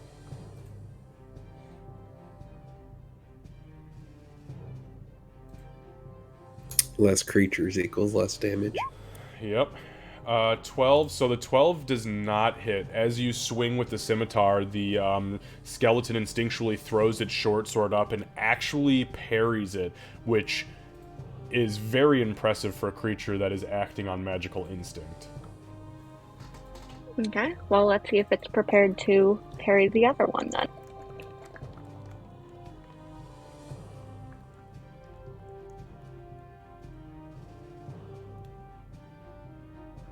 Yeah, that would be, yeah. Sorry, I don't see It's anything not on kicking my over. I end. rolled up. Oh, it's Yeah. a 6. Okay. Yeah, no. So you are so thrown off guard by this weird undead creature parrying your weapon that you swing at it kind of haphazardly, and it actually comes down unnaturally. Its elbow bends around in a full circle and parries the second blow, and then it comes back to rest in this weird defensive state in front of itself. Because she is unconscious, will you let me stay in that square over her? Yes. Guarding? Yes. Yep. Awesome. Then I'm just going to take up that stance and watch them and be prepared as Perfect. best as I can. All right, back to the top. Meepo. Okay, so Meepo will like look past Beaufort, see the two skeletons, and he'll point towards one of them still shaking, and he'll cast Frostbite on him. I'm sorry, cast what was it? Frostbite, which is you have to make a DC a Constitution saving throw. Oh, what the fuck? He'll is do it on this? That's a good one. He'll do it on the one on the left. All right, that's a 21 save on the then nothing frostbite. happens. Okay, so yeah, you begin to conjure your magic, and you see this thing kind of like harden up and just like crank its neck, and you hear like this, and your magic just doesn't take hold on it. I like the idea that as he was casting, the skeleton turned his head to look at him. He freaked out and stopped casting. Even better. He was like, "Yeah, I don't think so." Okay. That's my turn. So that is that really an all or nothing save spell? That's interesting. Oh, it's a cantrip. Yeah, That's why. It's a Isn't it? it's a debuff too, is what Gotcha. that is. Oh, Yeah. okay. Understood. I was hoping to give him disadvantage. Gotcha. Okay, so Doc. I have a decision to make here. Okay, so she is standing over Ree's body, right? That is correct. I'm going to use my crossbow and shoot at the one that is to the west. Okay, perfect.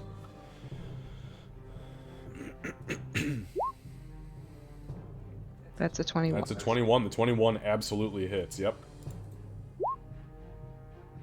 For 9 points. Yeah, no problem. Bam. So you pull your hand crossbow up, which has been loaded for like literally 3 hours, and you just pull the trigger as the defensive half-orc woman is standing over the unconscious goblin, and your bolt lands true right in the temple and just blows the skull into about 30 pieces, and the whole skeletal figure collapses to the ground. Anything else? No. Because it has to be an action to use my kit, so. Correct. Okay, so that brings us to the skeleton. The one remaining skeleton is going to swing wildly at She. That is a 6. The 6 does not hit. You come up in your own defensive sweep as you kind of re-parry, kind of gaining your sense, like, okay, it's just one-on-one now. This is way easier. And that is going to end its turn. Bofer. Bofer's gonna go ahead and rush in and use his Warhammer attack. Alright, perfect. Go ahead and make an attack roll for me. That's a nat fucking 20. Oh, shit. Nice. Yep. Go ahead and roll Let's some go, damage for me.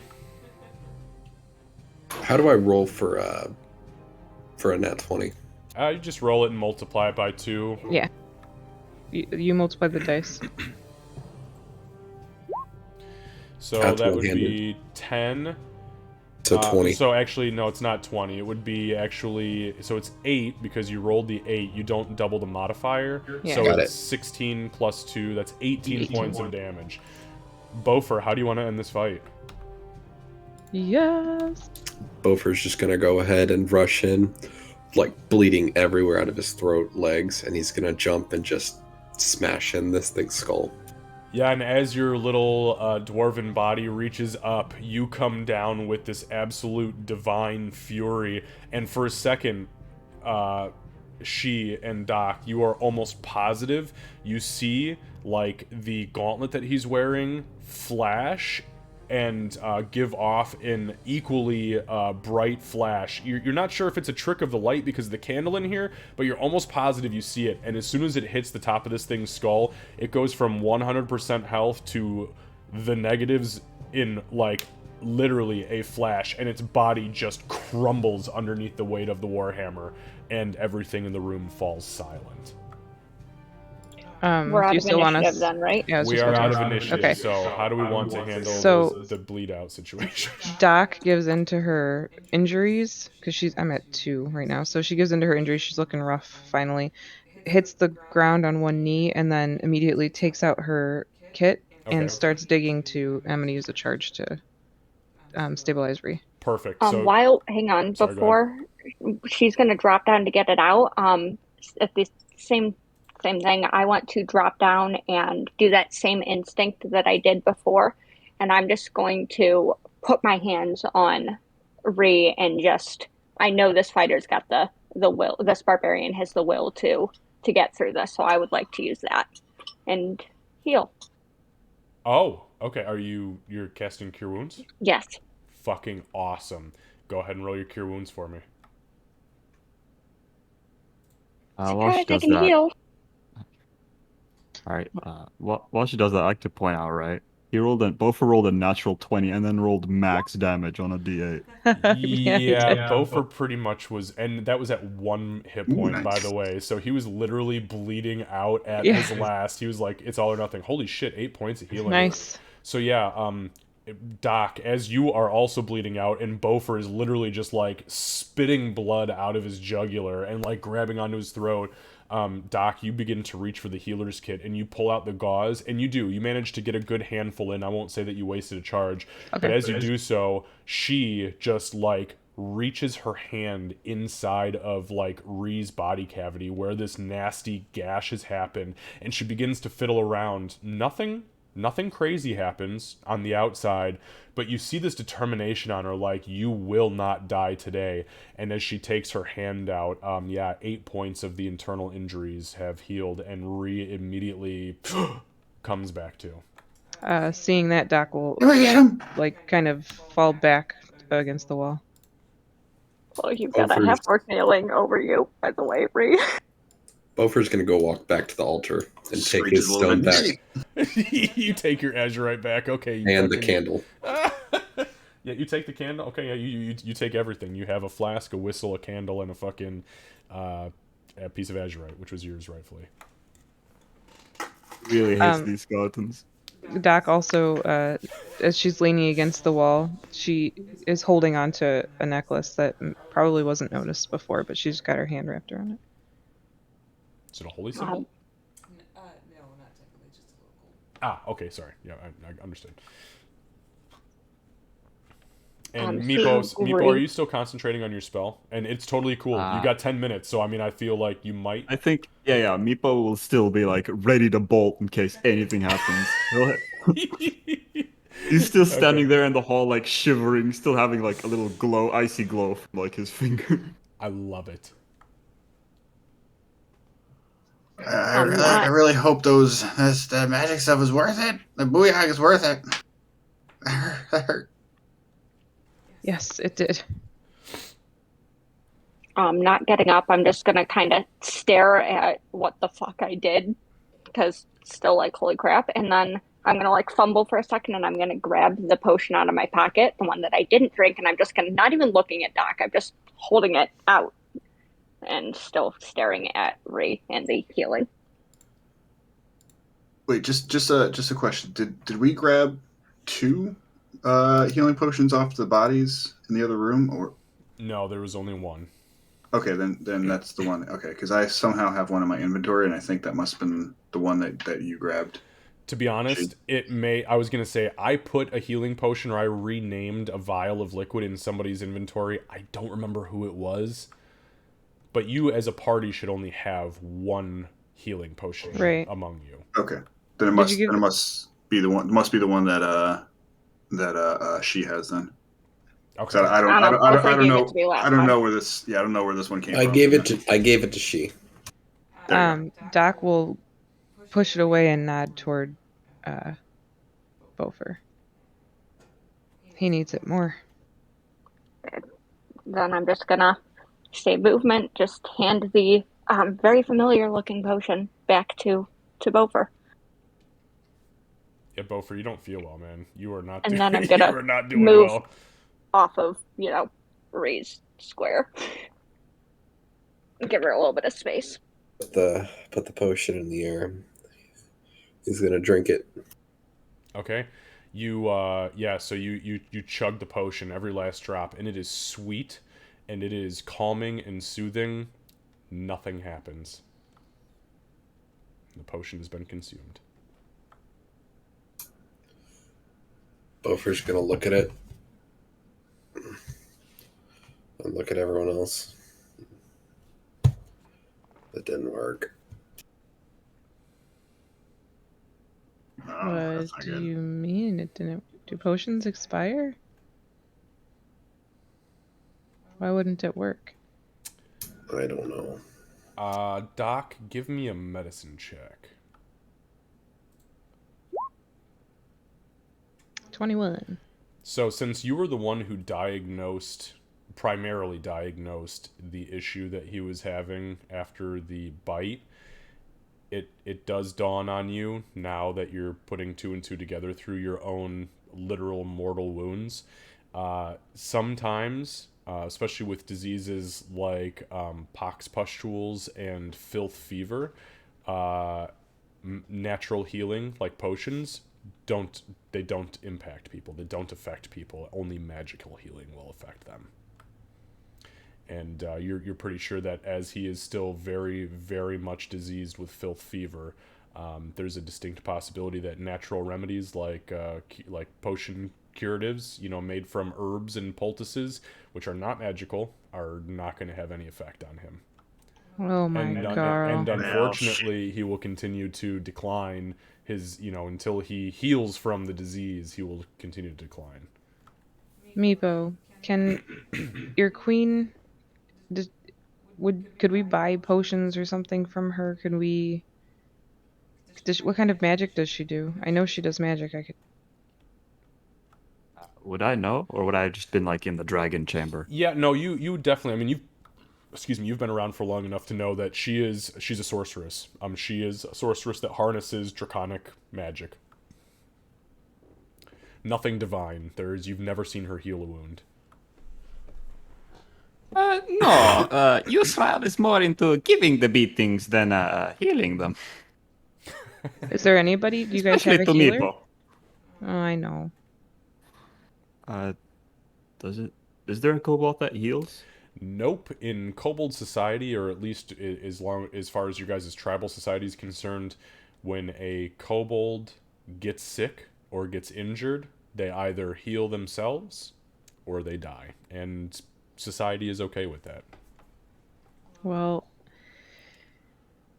Bofer is very ill, and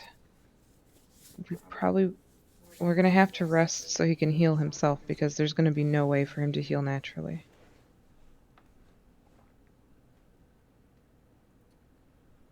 And I should have drank that potion. And go back into the. I'm gonna shake my head and go back into the hall and resume, and also just like stare at my hands and process, and then remember that I'm supposed to be guarding and go back to doing that. All right. Maybe we'll take another piece of the hot sauce. It's spicy. That shit is spicy. Make another nature check for me, Meepo. Okay, hold on. Let me go to ability scores. Hey, was I not supposed to make a nature check the last time I tried it? No, with the quantity, just what was left, the little tiny quantity that you took, it didn't constitute for me. Got it. 13. Okay. Nope. Yeah, it's actually, hold on. Nope. It's spicy. Meepo really likes the hot sauce. I don't know about everybody else, but I mean, it's good that we had him drink the potion, because now we know. But I'm definitely gonna need to rest. Do y'all want to rest in here, or do y'all want to rest in the room that we know that's blockaded? I don't think any more dead guys are gonna come out of these dead guy boxes, so... True I don't enough. really want to test it and see, though, so I'd prefer the room we know. Yeah, I kind of agree. I mean, we know that there's nothing over there for the most part. That's fine. Let's just find somewhere, because this does not feel good. She kind of hoists herself up. She uses the wall, leaning on it pretty heavily, to stand up, and tries to maintain her poise, but she's hurting. Ofer's gonna try to stand up the same way, except lean on his warhammer. Okay. And I'm sorry, where are you guys going? To our last resting room, the one where Perfect. the To the ranger gut corpse. hash room. Okay. So you guys go back to the gut hash room. You can move yourselves back there. Oh, I'm gonna help I Bofer. meant the... Okay, I was talking about the goblin room. You mean where there's an open hallway to where they fled and could bring reinforcements? No. Alright. Meepo will help the nice cat lady. Okay. Yeah, Sweet these people are not She looking pet him well. very nice. And everybody is looking pretty... Oh, she looks all right, and so does Meepo. I'm pretty Meepo good, too. looks good, yeah. And Meepo is moving at an unnatural speed. As Meepo begins to move around on the ground, like, literally, he's just doing circles. Thank you for helping me, Meepo, but slow down. It's like he just pounded a 6-pack of Mountain Dew, and he's, like, 12 years old. Okay. So, what is your intention when you go back to the gut hash room? You guys get back there. It's about as disgusting and filthy as you remember it. Obviously, you're a little worse for wear. But what is the It's a intention place here? you got here. I think at least a short rest so that we can get some health back. Yeah, you can absolutely take a short rest. Just so you know, you cannot take a long rest Right. for another damn near 20 hours. Right. So that is out of the question. So if we do a short rest, we'll be at 16 then, right? Hmm? If we do a short rest, then it'll be 16 hours till we can do a long. Ish, yeah. Okay. So the way that it works is that you get 2 short rests in any 24-hour period, and a short rest is 4 hours. You also get 1 long rest per 24 hours, which is an 8-hour rest, unless you're an elf. So that brings you to 16 hours with the remaining hours just, to do whatever, to exist. Okay. So, so you guys, if you are going to effectively take a short rest, if you want to use your hit dice, you are more than welcome to. Everybody has 2 hit dice that they can use to heal themselves naturally. I can't. That is correct. You cannot. You can only be healed currently by magic. You are in a very bad spot. And as you guys progress through your short rest, you realize that Bofer is you guys have stopped bleeding. He is literally turning gray, and his wounds are just festering as he is progressing. On that note, Bofer, since you guys are taking a short rest, give me a Constitution saving throw with advantage because of the success on the healer's kits early on.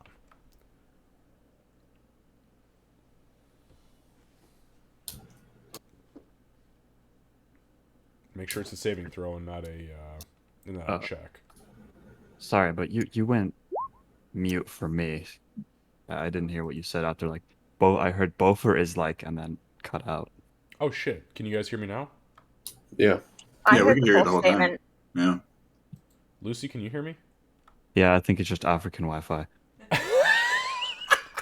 Yeah, I forgot. By the way, Lucy's African, so that's pretty awesome. And it's 4 in the morning. And it's right? literally, you are. It is 4 in the morning. You're Oh, good God, man. Yeah, no, literally. I'm we having weren't fun. kidding. It's the most fun I've had. That's what I like to hear. Yeah, Lucy's from Nigeria, so He's believe on our it's Nigeria. schedule. Okay, so so Bofer, you rolled an 11. Okay, so the 10 is what you needed to succeed, so that's good. Thank God you had the advantage, because for whatever reason, as a dwarf, you roll your Constitution saving throws like dick. So through the course, meaning at the tail end of this short rest, you have officially cured yourself of filth fever. So you can remove that from your character sheet. You guys notice that the pustules, while they're there, they are draining, and they are draining at a healthy rate. It tells you that he's probably overcome his disease. But he still looks like absolute trash. With that being said, Bofer, as you feel the fever break, and you feel the pustules draining, you feel like you could probably naturally heal at this point, but it will take more time. Understood. Do you want me to do a medicine check? Or can I do a medicine check because I would have checked him when we were done resting. Yeah, it's pretty clear. Go ahead, give me a medicine check. Yeah, 7. I mean, yeah, it's just about as much as he realizes. I mean, his fever has broken. Right. He is, his pustules are draining, which is good, and his wounds are starting to scab over, which means in any level of medicine that his body is attempting to heal itself. Okay. I think you're gonna make it. Thank God, this has Just sucked. Don't I get feel hit like by hell. anything. I think as we're all kind of sitting here relaxing, trying to heal up, I'll kind of Ree will kind of approach She a little bit warily. Did you heal me earlier with Booyah? So she's going to be, kind of rotating through, kind of guarding and watching, because she's not going to let anyone sneak up on us. But if you approach, be like, I don't have magic. And are you sure? Because it felt kind of magical, a little bit. You weren't gonna die. Definitely appreciate Your it. will is stronger than that. You weren't gonna die. I definitely have been known to be stubborn. The most stubborn gobbo anybody has ever known. So Isn't that the truth? maybe you're right. Maybe you're right. We all know that, Ray. We've I'm- seen it. I'm just a hunter. You Yeah. weren't going to die. And she's saying it very well, not super obviously, but as much to convince her. Almost more as for much as herself. Yep. Ree, if you could leave the dying to me and Bofer, that would be ideal. Meepo would also I prefer mean- not to die. Meepo, Well, yeah, I mean, you walked out let's- unscathed. Meepo, you. Honestly, let's keep the dying to the rats and the nasties around here. I mean, I agree. Hey, Doc, can I try that vial, if you don't mind? Since there's more of it over there. Sure. I'll hand over the hot sauce vial. Hot sauce, yeah. Just gonna gulp it down. All right. So you chug the what is remaining in the syrupy vial.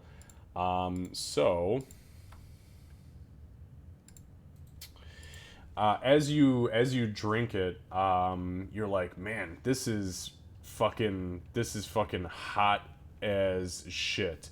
Bofer, why don't you give me a nature check or arcana check, whatever's higher for you, with advantage. As he's drinking, I'm going to say, I don't think it is what you think it is. I think it's hot sauce. That'd be hot sauce.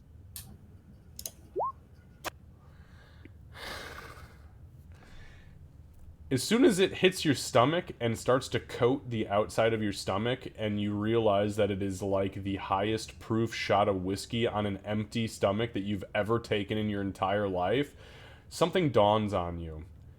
You've heard of this shit before. This is something that dwarven fire belchers use in combat. You have just ingested a potion of fire breath.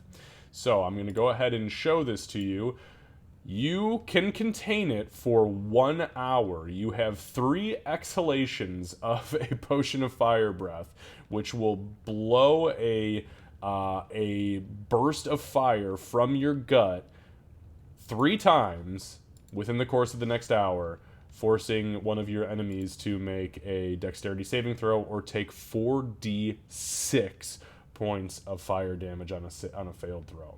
Can I Yeah. point something out? So just really quickly, as he chugs this, you guys see smoke and steam literally begin to billow out of his nose and mouth for a good 10 seconds as his eyes go wide, and you see this actual visible light like emanate from his mouth before it dies down.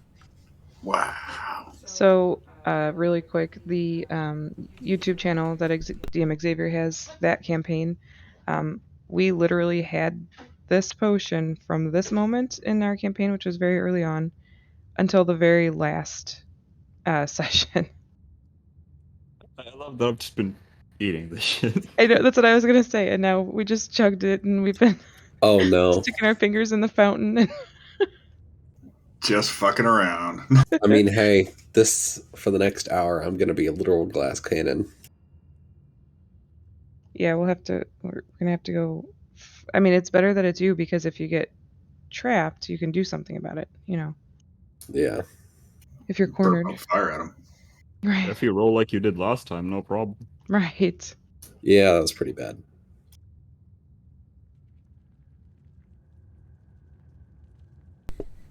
All right. On that note, so you chug the potion of fire fucking breathing. You feel its effects. You realize what it is capable of and what it has imbued you with. You know that. During the course of this short rest, was anybody doing anything with the items that you found on the altar, or were you just leaving those stagnant? I wanted to look Bofer at the had 'em. whistle, but Bofer has them all. I don't know. Yeah. I mean, you guys, it took you 4 hours to do this, so through the course of the short rest, if somebody wants to assign themselves to investigating these items, you're more than welcome to, and that is how I do, like item identification and gem evaluation. If you take a short rest or a long rest, then you can just kind of assign yourselves to whoever's going to look at them. Unless you have something like detect what's the magic. check that we're doing? Depends on the item, so that's kind of a moot point at this point. I wasn't hurt. I wasn't really particularly tired after the 2 hours. I mean, nothing short rest wouldn't do me any good except for make me restless, so I just would have spent the time mostly just guarding and processing. I would have looked over the whistle at the very least, because that was the one thing that caught my attention. So as long as Beaufort handed it over, then I would look at it. I'll hand it over. Suppose Meepo that would have asked to other... look at the candle. Okay, so Meepo has the did did Beaufort drink the vial that was on the No. the altar? No, he drank the hot sauce vial. I'm gonna hold on to this hand. I'm gonna hold on to this candle though, because I almost died over this damn thing. Okay. I guess I'd like to look at the potion, whatever the liquid was that was on the altar. Okay, so why don't we do this? Give me a nature or arcana check, whatever is higher. Doc, give me a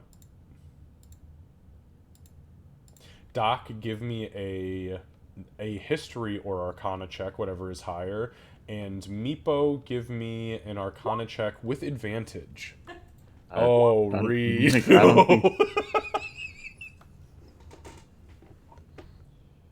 don't think Beaufort gave me the candle. No, he didn't. Yeah. Oh, you can look at it. Yeah, you can look at it. Okay. He's just not going to let go of it. So if Meepo wants to dote over it, It's an arcana check, right? yes, with advantage. Okay. Off to a good start. There we go. Better.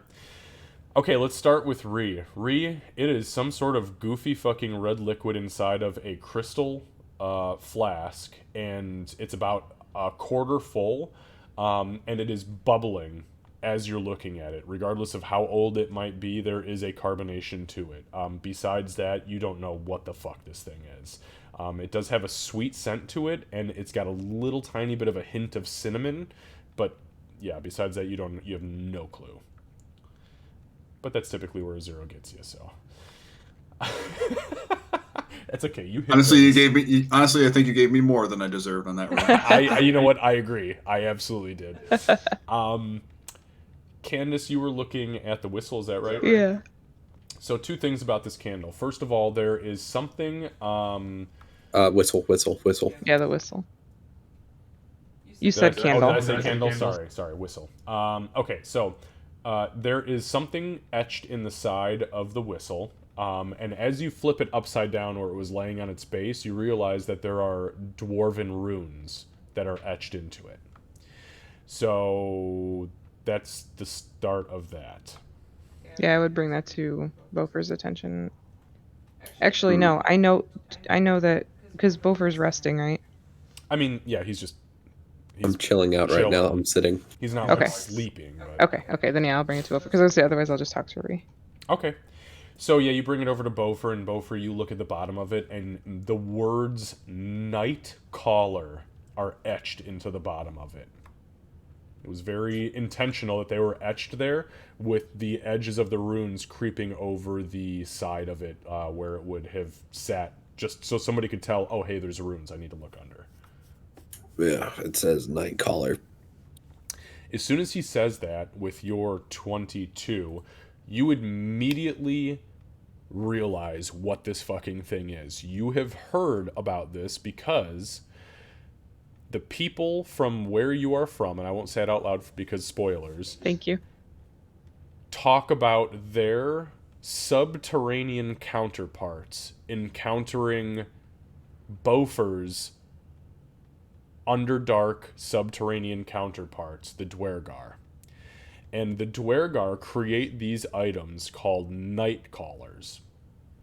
And what they do, these were made by, in the droves, but like centuries and centuries and centuries ago. And what the tale is is that you had to always, if you were in combat or at war with the Dwergar, you had to burn your dead and decapitate them, because they would bring the Nightcaller regiments in at night, and they would blow these magical whistles over them under a night sky, and they would animate the corpses to fight for them the next day. So this magic item, what it does is if you blow it over a corpse while in darkness or under a night sky, you will be able to cast the Animate Dead spell one time. You cannot use that ability again if it succeeds for another 7 days, and you can control 2 minions at any, or 2 undead at any given time. Also, this whistle will affect any creature that has been buried in loose soil up to 10 feet below where it's blown. I do not say damn. this out loud. For the record. I'm gonna say, oh, okay. Yeah, I think I've heard of these before. You mind if I hang on to it? Go ahead. And then Oh boy. more conversations will be had later. If you have And coin. I'm the sketchy one. Well, this is a cleric who's gonna say throw that in the trash, whereas it could actually benefit us later. So That's a possibility. Yep. Hey, it's made of crystal. I'm taking it either way. we'll see, Mr. One Hit Point. Oh, I like PvP. Let's do it. Okay, so what do you do then? I mean, do you say, hey, let me hold on to this? Yeah, I'm just gonna say, let me hang on to this. I think I might have more information on it, but I want to kind of think on it. Go ahead. Okay, I'm gonna pocket it, and I'm gonna think on that. You know, just try to make sure that I know the details properly. Okay. And Yeah. Meepo So will you. dance around the candle. Yeah. So Meepo, with your 13, the best you can surmise is that this is absolutely 100% a magical candle. It was enchanted with some sort of illusion magic, and it doesn't hurt when you touch it. So it gives off light, but it doesn't burn, which is awesome. And no matter how much you try to put it out with your fingers and spit on it, it continues to stay lit. So you guys have an ever-burning candle. This can be a fun weapon. Yeah. And then for the... Oh, yeah, no, we already discussed... Never mind, we discussed the potion already. You don't know what the fuck is going on. No fucking clue! Actually, one thing I would like to do during the short rest is, can I take a Yes. look at this stupid freaking death fountain? Not gonna say anything near it. I'm just gonna look without touching Sure, give me an investigation check. or breathing too much. I'm sorry, you said investigation? Yeah, and do that with advantage, because you saw it activate earlier while everybody else just took the effects.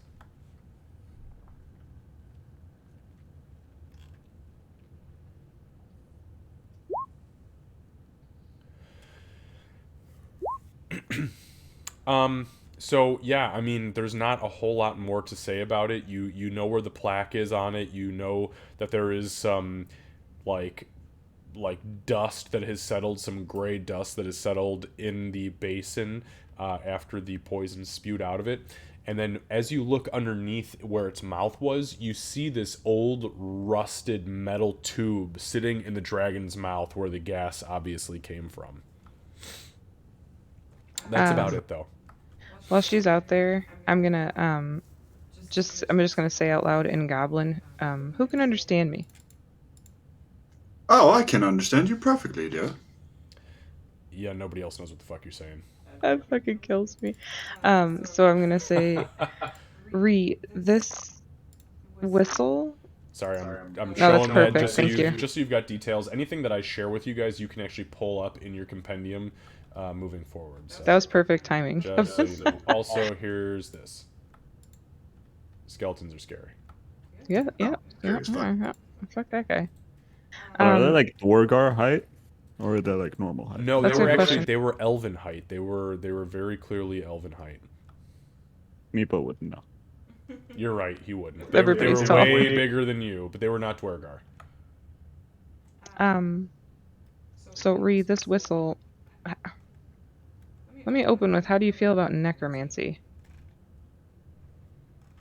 Yeah, well, I believe necromancy is a relatively taboo subject when we're talking to cleric types, I believe. So I personally, I have no qualms about necromancy in any way.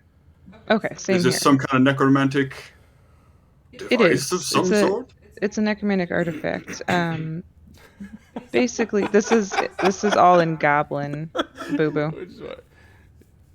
Boo Boo, just so you know, this whole conversation is happening in Goblin. Nobody else understands it. Yeah, and we're not like Understood. Sorry about screaming. that. That's okay. We're not screaming Kind across of the room sounds or like anything. garbles and screeches a little bit, like. And then you get that. So basically, if there is a body nearby, and it's dark, or let me double check. If it's dark or under the night sky, it'll bring that body to life. Oh, well, good thing for us. It's always dark in here, wouldn't you say? Yes, I would say. So Just our luck. on the off chance that something we killed suddenly comes back to life, I did it on purpose, I guess. I don't think we should tell. I don't know if we should tell the cleric, and I don't know how he's going to feel about it, and I don't want us to lose a useful tool because of, an understandable conviction to a god. Well, I suppose we can keep it our little secret then. Based on the level of the sophistication of this conversation, Ree and Doc both gain an inspiration point, first of all. And second of all, can you please both give me a religion check? Sure. Okay, I'm awful at this. I love that that's Ree's goblin voice. It's amazing. I do too. Yeah, 100%. Okay, so the 13. So, Candace, you remember, especially being in the medical field with the people that you were with for as long as you were with them, you happen to know, do with this information what you will, that all healing magic, including what Beaufort does to close his own wounds, is, by technicality, necromancy. It is the undoing of death that is natural to the order of existence, and his basic healing spells are technically necromancy. Okay. Necromancy is just late healing. It is absolutely in all ways, shapes, and forms. I mean, why revivify when you can zombify? You know what I mean? So the conversation would have gone a little bit more like this then. Zombies argue less. So Rhea, how do you feel about giving people second chances? Well, I believe my whole life is basically revolved around the second chance. So I'm, absolutely 100% for it. So then I'll explain the whistle again, and I'll say, initially I was iffy about telling our cleric, but honestly, everything that he does is some form of this. It's just not quite as drastic. So we can probably let him know it exists. If he's not comfortable with using it, maybe one of us hangs on to it. I just wanted to find out if you were comfortable with even having it around to start with. Well, of course, I have, just like I said, no qualms with raising the dead. I mean, I didn't like having to fight those skeletons necessarily, but well, ideally they'd be on our side. Yeah, if they fight for us, then I'm fine with it. Yeah, absolutely. Okay, all right. I will. I'll bring it up. I don't want to necessarily hide anything, but I also don't want to lose out on a useful tool. So. Nah, we can keep it our little secret. Okay. She's easily swayed. It'll be a nice surprise for everybody when it happens. Like, oh look, suddenly these dead bodies are fighting for us. Isn't that shocking? And we all laugh and have a merry moment. Laugh that way. All right. So, would anybody else like to do anything during the course of the short rest? Anything that we need to discuss, talk about, identify? I don't think so. Okay. On that note, you guys come to the tail end of your short rest. Those of you who have used hit dice, just please note that you've used those hit dice for today. Looks like we've had some pretty seriously successful amounts of healing, so Congratulations to you. And, well, except Beaufort, but that's okay. At least he's not diseased anymore, and we are aware that he is not diseased at this point. So, you guys have come to after your short rest, what would you like to do now, my dear adventurers?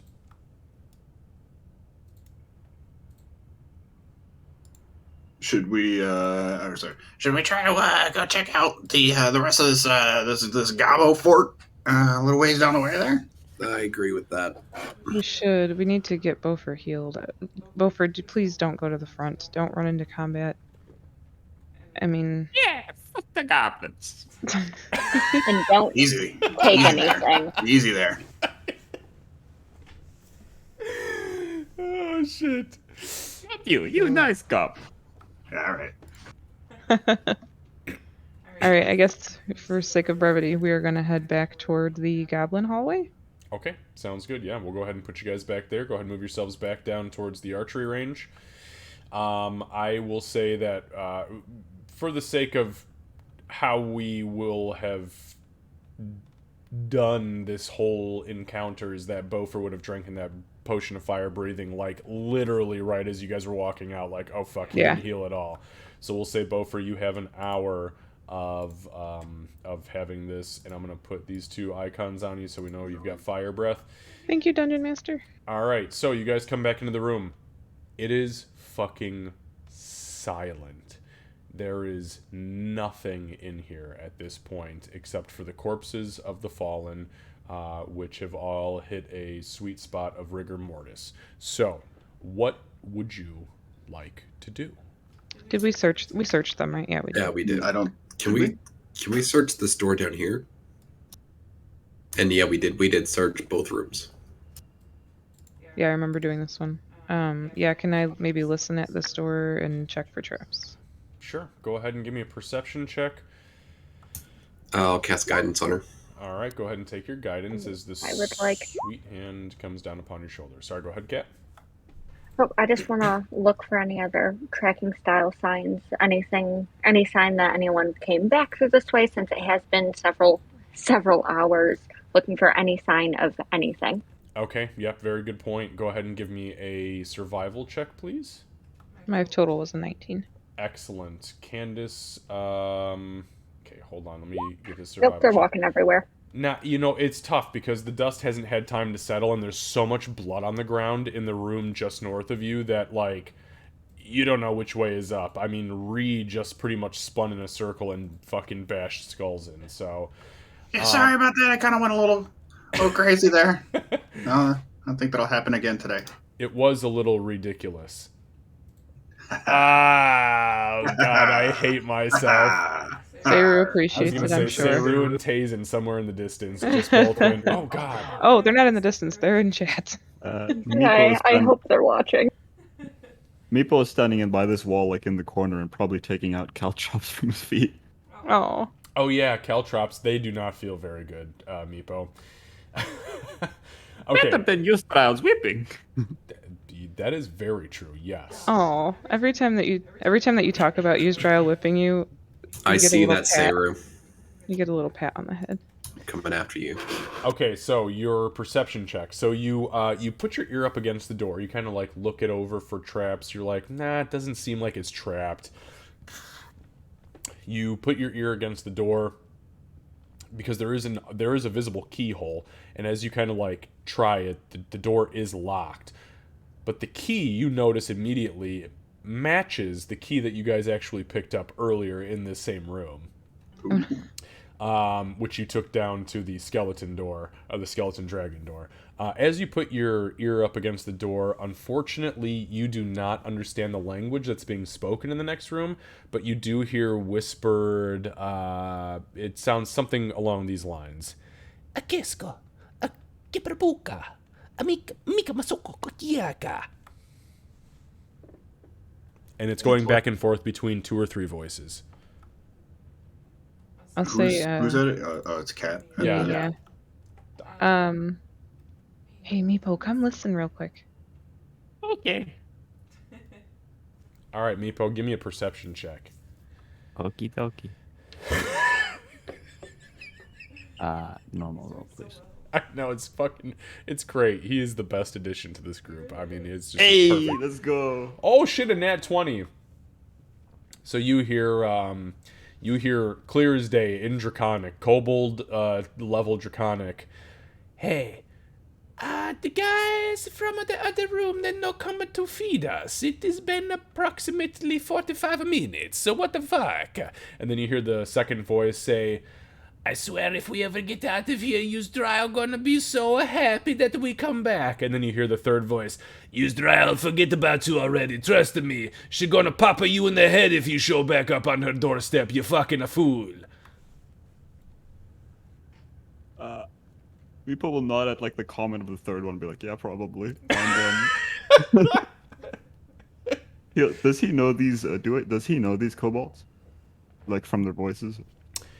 Yeah, so these are 3 kobolds that were with a scouting party with the first group of humans that actually left a couple weeks ago, and the humans never came back, but you recognize these are the 3 scouts that went with them to show them the way. Okay. Oh, in here, kobolds. It's the 3 scouts that went with the surface dwellers your people are looking for. Oh. Watch this. Oh, maybe they know I where they start went. to act like I'm gonna pick the lock, and I just take out the key. Yeah, you pull the key out and you pop it in the lock, and there's an audible click as you turn it to the right, and the door just pops open. I did it, guys. Out of character, open- A little clap. out of character. I think it's just so funny how we thought that key was the keyhole down to the skeleton door, and we made Oh, it a yeah. big thing, Yeah. And it was not. and it was not. I'll step inside and kind of motion for Meepo to come. Yeah, Meeple will join.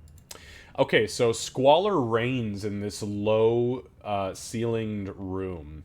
A large iron spike is driven into the floor near the door, and a small iron cage is set just a little bit further back. Several sets of corroded manacles are connected to the walls, and some still bind a few crumbling skeletons. So along the northern wall here, there are a couple skeletons, which are very obviously kobold in nature, that are still attached to the manacles that were just like left to die there. Near the door, there's a large iron spike, and there are 2 kobolds that are manacled to the spike. There's a third kobold that is manacled to the floor, just to the south of that, to that spot, which is right here. And then all the way in the back here, there is a large, well, I shouldn't say large, it's actually really fucking small iron cage. And inside the iron cage, clear as day, is another creature that is way too small for said cage, cramped in there, literally arms and legs kind of pushed through, just sitting there and still actively breathing. As you enter, the kobolds immediately look over and in Draconic begin to address Meepo. The first one is like, Meepo! Meepo! Holy shit, we never thought that we were gonna see you, bitch boy. Please, undo our manacles. Let us out of here. Did it say this in common, or is it saying No, this is in Draconic. Yep. Draconic. I'm gonna walk through. Yeah, I Meeple went will straight probably to the walk to cage. them and be like, Yes, Meepo the Dragon Keeper, come to save you. Shitheads. and then he'll undo the binding. I'm gonna walk up. Is that a gnome? And I'm gonna say it in gnomish. Okay, give me 1 second here. Let me handle the Meepo thing. So, Meepo, how Go are ahead. you?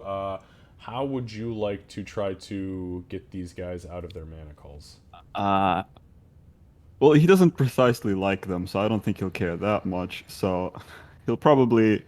He has chill touch, which it's necrotic, so I don't know if it can like rot off the. It's like, is it manacles or is it rope? Yeah, they're manacles. Go ahead and just roll your damage. I mean, you don't have to make a melee spell attack. You're just doing your thing.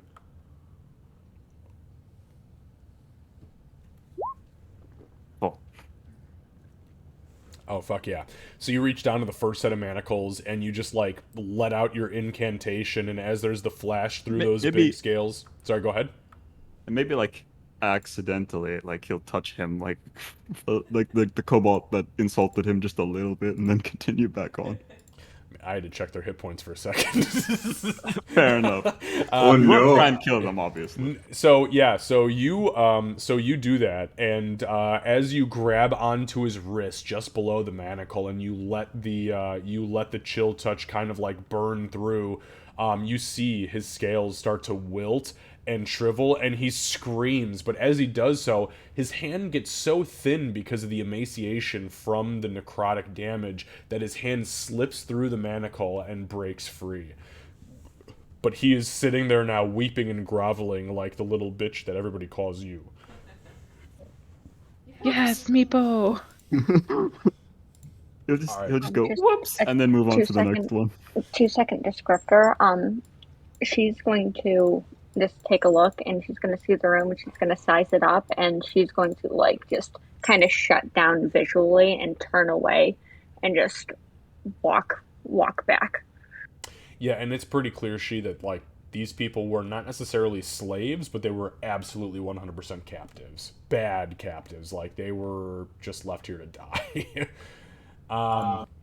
And when Bofer walked over and spoke in Gnomish, you got a sideways glance from Doc. Like, she understood what you said. So, yes, and for the sake of brevity, it's no problem, Meepo. You go through, you do the same exact thing to the other kobold. You break him free, but you do manage to inflict enough damage for them to, first of all, go and in Draconic, as they're groveling, look up at you and say things along the lines of, "You got the touch! You got the touch! Who gave you the touch? Where did you learn the magic? Did you use a trial take you? No, she hates you. She gonna kill you. How do you get to this? What's wrong with your scales? How come your horns are white?" They just start, literally, they're groveling and spitting and bowing, and they have completely submitted themselves to you at this point, as they are terrified by the magic you've just displayed. And in Kobold Society, just for clarification's sake here, as far as magical manifestation on a Draconic level, it's like 1 in 100,000. So this is not a commonality. Okay. So Meepo will puff out his chest a little bit and go, yes, Meepo, very strong now. All hail King Meepo. No, not that. All right, settle down, Bofer. All right. He isn't planning on overthrowing Yusra. Not yet. Not maybe. yet. Not yet. Yeah, we'll see how Not the yet. rest of this goes. So you guys approach the cage. Hello, Yusra. Meepo save you. So you guys approach the cage, and in the cage, you do see that there appears to be a kind of disheveled, light tan-haired, and very pale skin, not necessarily by nature, but by environment, gnomish man. And as you approach, you say, "Wait, are you a gnome?" And you see these little, just absolutely gorgeous but dirty and tired blue eyes look up through the cage as the hands are kind of poking through. And you hear this voice say, "Well, I'll be a son of a bitch. Garl Glittergold be praised, am I one lucky gnome? Please tell me you're my savior. Doc?" And Doc, at this moment, you realize that in this cage is Erky Timbers, one of the great nephews of one of your very close contacts. Erky. I'll immediately, as soon as I recognize him, I'm going to start trying to pick the lock. Sure, Yeah. go ahead and give me a dexterity check with your proficiency modifier for the thieves' tools. Doc, how do you know this gnome?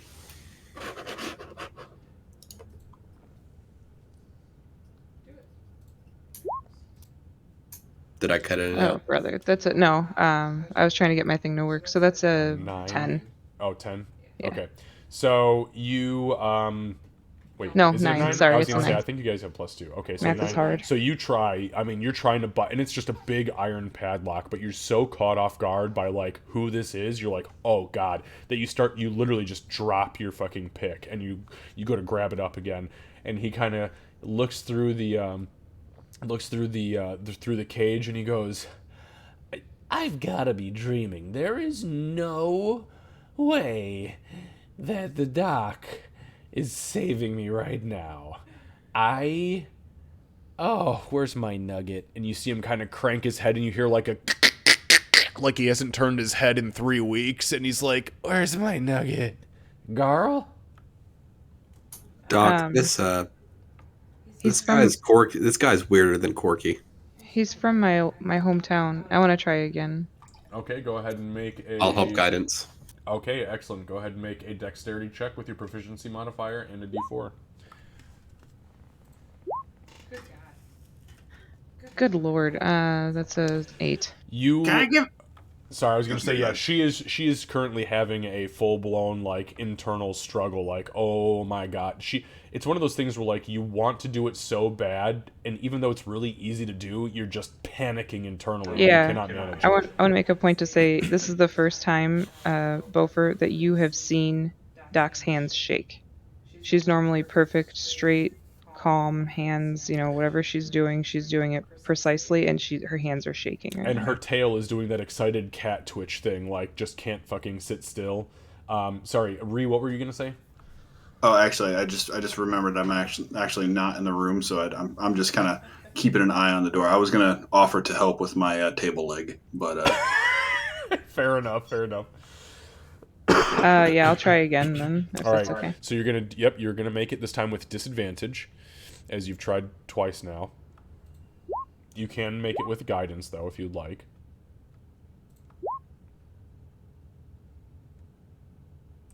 So it's an 8 again. Nope. You cannot get this fucking lock, and the lock is rusted to pieces, and that's the problem. You can't hit the springs right because they just keep crumbling under your pick. Okay, then getting frustrated, I'm gonna take my short sword and flip it and try to smash the lock with the hilt. Fuck yeah. Doc, do you want me to do that with the hammer? No, she's already... Yep, give me a strength check.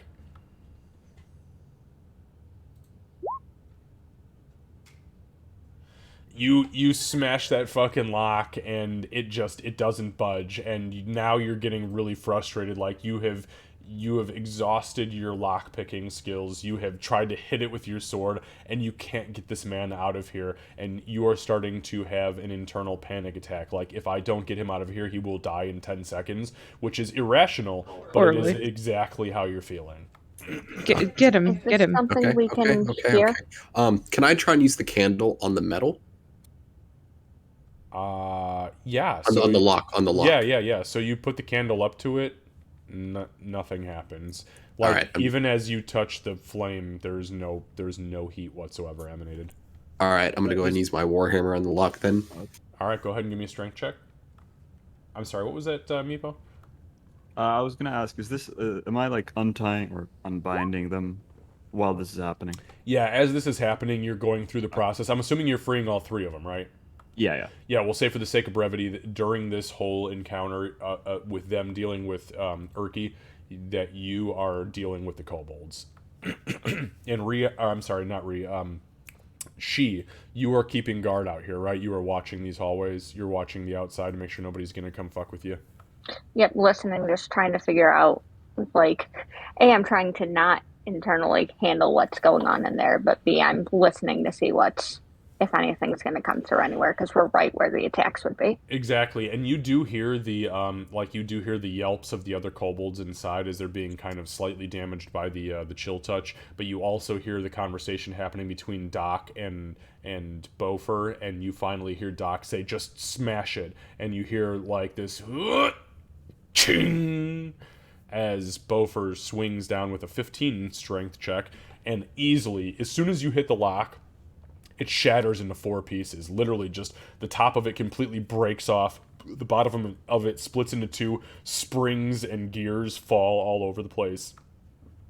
And for the first time in what is probably a very, very long time, you hear an audible from this man.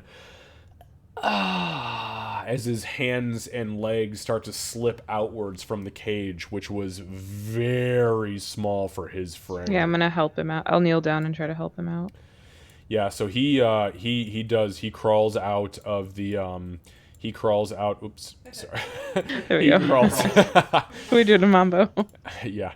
He crawls out from the interior of the cage and he looks around and he literally just takes a moment and he breathes in and just starts doing some like yoga level stretches. And you just hear him saying over and over in Gnomish, "Oh, thank you, Doc. Oh, I'm the luckiest gnome in existence. Carl Glittergold be praised."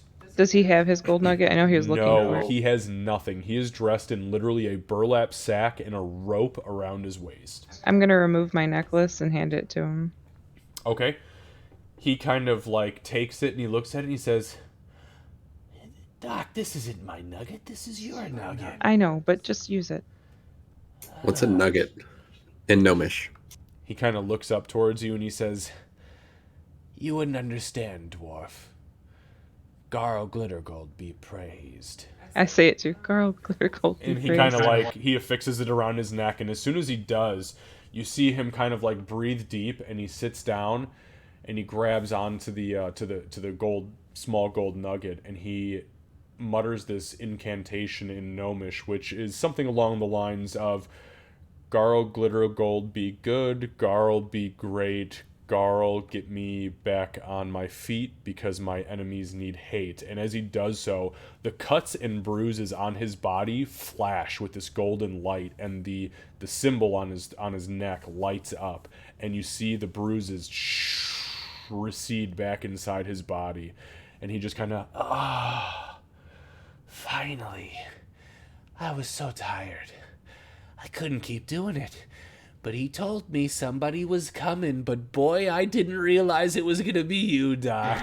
I didn't either. Oh my How long have you been goodness. down here? Thank girl we found you. I've been down here for 5 weeks. Oh, And I whisper to Doc, "Hey, do you think he could do some of that stuff on me?" I don't know how up to it you're feeling right now, Arky, but I feel like, hey, real quick, does anybody have any food? I haven't eaten in 4 days. I'll give him my ration. I have a ration. Oh, okay. He just starts Yeah, literally give him- like mouthfuls of jerky. Yeah. Just- I'll take 3 days off my stuff. Yeah, so Assuming at that's this how point, much? I'm sorry. I was gonna say at this point, I'm starting to hear like sounds coming from the other room. So real. Oh yeah, crazy sounds. How many did you want me to take off? Just take 2 days worth of 2. rations off. Yeah, that's what he will consume. Yeah, so as you step into the room, you see that there are 3 kobolds that each have like partially shriveled hands that are like weeping and like kind of gathered around Meepo, just like chatting and chanting in Draconic. And then you see Doc kneel down with Beaufort over this man who is just babbling and shoving food into his mouth. This gnomish man, clearly gnomish man. What the fuck is going on in here? Once I see that he's eating food, I'm gonna go out and grab the cleanest garments I can find off of a goblin and bring it back to him so he can be Good luck. dressed. Yeah, there's not a whole lot as far as clean is concerned. You can muster some, just to kind of give an idea of what they had, you can muster some leather armor that's not been completely fucked up because it took bludgeoning damage, not slashing or piercing. And you can also find a couple shields that are okay.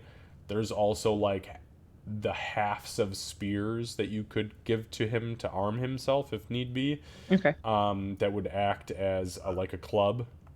All right. Yeah, I'll just gather some stuff and then come back in and. Meepo has a spear on his back if you want to ask him for that. Hey, Gnome, what's your name? I'm saying Gnomish. So sweet. He kind of looks up at you and he says, "I think the better question, my friend, is dwarf. What's your name? Who do I owe the next drink to as far as my captor is concerned?" My name is Beaufort Silverhand. I'm gonna go ahead and show him my little hand. It's like made of almost the shining silver. He says, "My name is Erky Timbers, luckiest gnome on Trubinshard, and it is an absolute pleasure that you and Doc, I'll be a son of a bitch, showed up here in the Citadel to save me." I'll tell you what, you remind me a lot of a gnome where I'm from.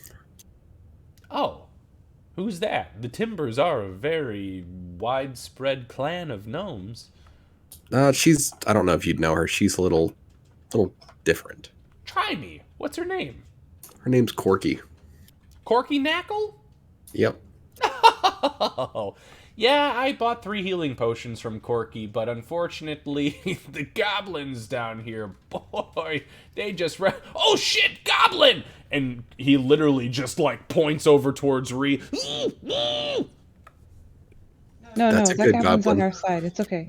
It's okay. What do you mean a good goblin? There is no good goblin. No, she I'm one of is. the rare good ones. She is. It's true. It's okay, Erky. It's okay. Trust me. Doc, make a persuasion check for me. With advantage. Fuck, I'll take 21. it. I'll take that 21.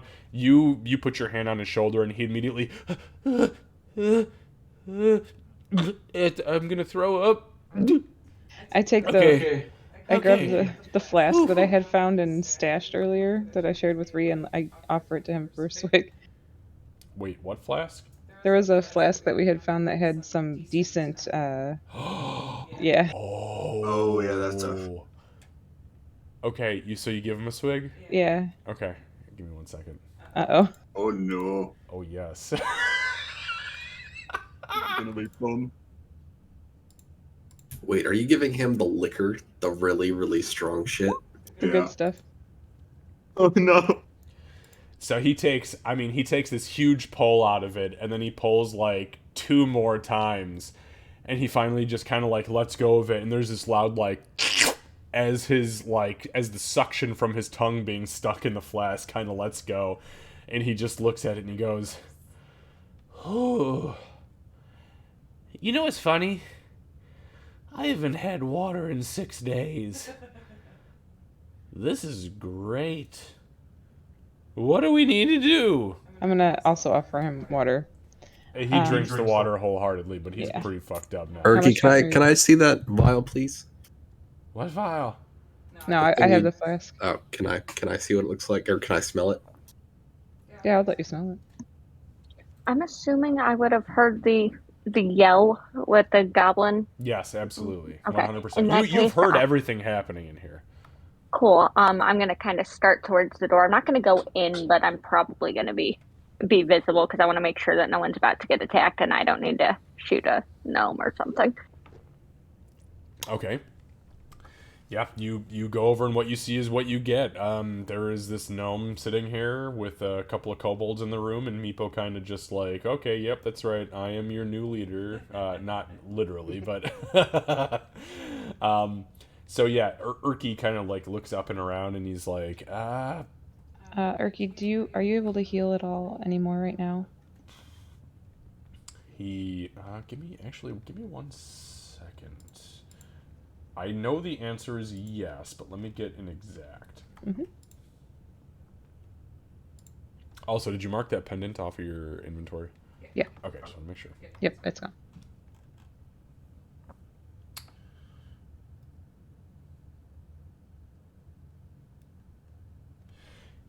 So yeah, Erky says, yes, thankfully I'm the luckiest gnome on Trubenshard, and Garglitter Gold, now that Doc here has saved me from my imminent demise, I can do plenty of healing. Who requires healing? So Bofer's been keeping us alive. I know he's hurting pretty badly. I'm gonna go ahead and pull the bandages from my neck and show him like the open wound in my neck. So literally, the first thing that comes out of his mouth is "Fuck! You're Are you dead? You should be dead." He was at one point. Carl's watching over us. So he staggers up to his feet and he throws his right palm literally on your throat, and you feel his middle finger slip up and into your jugular vein, like literally into the open hole. And you hear him, he grabs with his left hand the little nugget that is now hanging around his neck, and he begins to pray furiously in Gnomish. And as he does so, you hear 2 disembodied voices of different octaves kind of come over his own voice as his hair begins to blow in a wind that does not exist down here. And as that happens, he's going to cast Cure Wounds, not once, but twice. and you are going to gain 9 points of health as he finishes the first prayer and pulls back, and then he grabs your throat again and begins to pray furiously, and he drops his last Cure Wounds spell into you for a total of 9 hit points, Bofer. So in total, Thank you. You are +9. You are, yes, +9, so you are at 10 currently. And as he finishes, he kind of like sits down and he just kind of, oh, I need a nap. Yes, you're definitely entitled to that. Thank you so much. He says, I don't want to be that guy, but you should probably get these kobolds out of here. They don't deserve what they've been subjected to. The goblins fucked me up pretty bad, but these guys, they tortured them. Oh, Meepo. Why don't we get them back? Normal everyday stuff. It's fine. Meepo looks over. You guys like look over, and Meepo's just kind of staring at you. And there's these kobolds holding these like half necrotic, like partially skeletal hands, like the little hand from. That's what I was thinking of. Take my hand in the mashed potatoes. You know what I'm talking about? Strong hand. Yeah. Maybe we'll have like a really like Meepo. devilish smile with like a puffed out chest. Meepo. Yes? Why don't you go ahead and make them yours? They are now the hand of Meepo. No, Meepo's okay. Meepo pretty happy having fun. Meepo can also officially take levels in Paladin. That was the most noble fucking thing I've ever heard. I dig it. Doc will walk over and Meepo gets another pat on the head. Well, why don't we bring them back to Usdrial? Unless you don't want her to see you. I don't know how she'll react to seeing you. Yeah, that might end bad. We just point them to the door. Yeah, if we just walk them most of the way. So Urki at this point kind of perks up and he says, I can take them. I will take them back. I am the luckiest gnome on Drubenshard. I will take them back. Their leader, the sorceress, she liked me. If it's okay with you, Doc, you've done me a great service. I will wait for you when you come back, but I must rest. Yes, And I we need must to rest. rest deeply. I am very tired. Yeah, why don't we do that? That's a good idea. If you feel up to it, the way should be clear. So, Are you not looking for the lady in the blue that talked to Calicrix? These kobolds were scouts for them, no? so at this point, Urki kind of like looks at you guys and he says, no, I wasn't with that group. I got captured by the goblins about 2 weeks before those guys came down. However, are you looking for them? Because I did see them here. Yeah. Yeah, that's why we're here. What were you doing down here? Funny story, to be honest with you.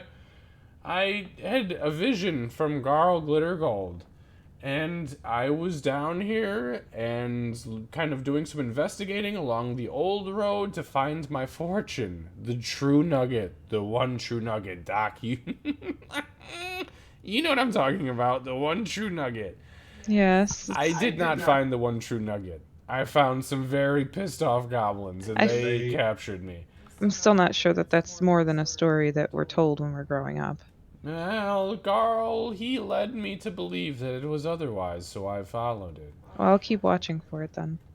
Here's what I can tell you, though. I was captured by the goblins. They brought me down here and threw me in the cage. I've heard the goblins talk about something called a Twilight Grove. That's below where we're at right now. There's a wicked old human called Bellic. Some sort of spellcaster, I suspect. He tends to some sort of enchanted garden, and he harvests some sort of fruit, something that from something, I should say, that the goblins call the Guthias tree. That's the thing that Corky wants. They only speak of it, the goblins that is, in very terrified whispers. They are very scared of whatever this thing is. So whatever this enchanted fruit is, it grows from this thing called the Guthias tree. More than that, there's apparently 2 types of fruit. There's a midsummer fruit that restores spirit and vigor to those who eat it. And then there's this weird white midwinter fruit that steals the same from those who would consume it. So this guy, Billik, I don't know what his name is. Hey, you got any more of that liquor? Wow, this shit is strong. Maybe more water, and I'll offer him my water skin. He takes a couple good pulls out of the water, and you see him kind of like blink through the intoxication of being dehydrated and immediate alcohol. And he says, Bellic, so he allows the goblins to sell this fruit on the surface, but I'm not entirely sure why he does that.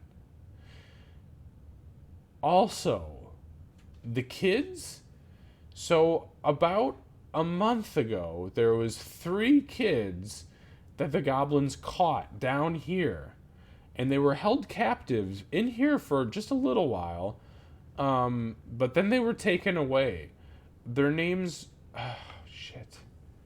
their names were Talgin, Sharwin, and there was this really cocky guy who carried a shield initially, but the goblins took it from him, and his name was Sir Bradford. And the goblins kept them in here for, I don't know, about a week before they took him away. And I heard one of the goblins say that Bellic, whoever this Bellic guy is, he wanted them. And that was it. I'd never seen him or heard from him again. They're good kids. That Sharwin, she was a sweetie. She said she was an up-and-comer in the school of evocation in Port Sindrian, but boy, they snatched her up quick and took her book from her. Okay, thank you. Any idea where they took her book, or did they just took everything and No, just hit it all? they just snatched it up from her. I mean, on that day in particular, if I'm not mistaken, they smacked her in the face 3 or 4 times. She was bleeding pretty bad. But then that book was gone, and then the next day they took her and her friends, and that's it. They were out of here. Meeple will pop up and be like, you see a Calycrix? White dragon? Dragon. No, I don't think they brought any dragon in here. That girl, she said a couple things to the kobolds in a language that they knew, but I didn't know nothing. I'm gonna speak up for the first time. Did any of them mention Golgruk? He kind of looks over at you and he says, "Oh, Golgruk? Yeah, that's their leader. That's the hobgoblin fellow. He's a real prick. All these goblins are afraid of that guy because apparently he rolled up from underground, wherever the underground is, and he fucking... Oh, Doc, this alcohol just got me twisting. He killed the goblin leader, whoever it was up here, and he just took over. So now he runs the show. All right. But So Hobgoblin came up. Yeah, I've not seen him though. I've not seen him. He came up from, they say, the underground, wherever the grove is. Well, Erky, thank you for everything. Why don't you head back? Let Yusdrael know that you met with us and we freed you, and that you need water. About the time you get back there, you're going to be ready to pass out. That's why I gave you what I gave you. So you'll get your good rest. I appreciate it, Doc. And Garl Glittergold be praised. Hey, if you do find my nugget, put it on. It's for you. Since I got my new nugget. Thanks, Erky. He kind of like looks around at the kobolds. Hey, shitheads! Are you ready to go? The kobolds kind of like... Going. the kobolds kind of look up, and he points at you specifically, says, "Not you, Dragon Blood. I'm talking about the whelps." And he kind of points to the other ones, which you have been like the whelp since day one. So for you to not be included in the whelps is pretty impressive. And Meepo will puff out his chest a little bit. Again. and the other three kobolds kind of like look around, and they just kind of, Yeah, yes.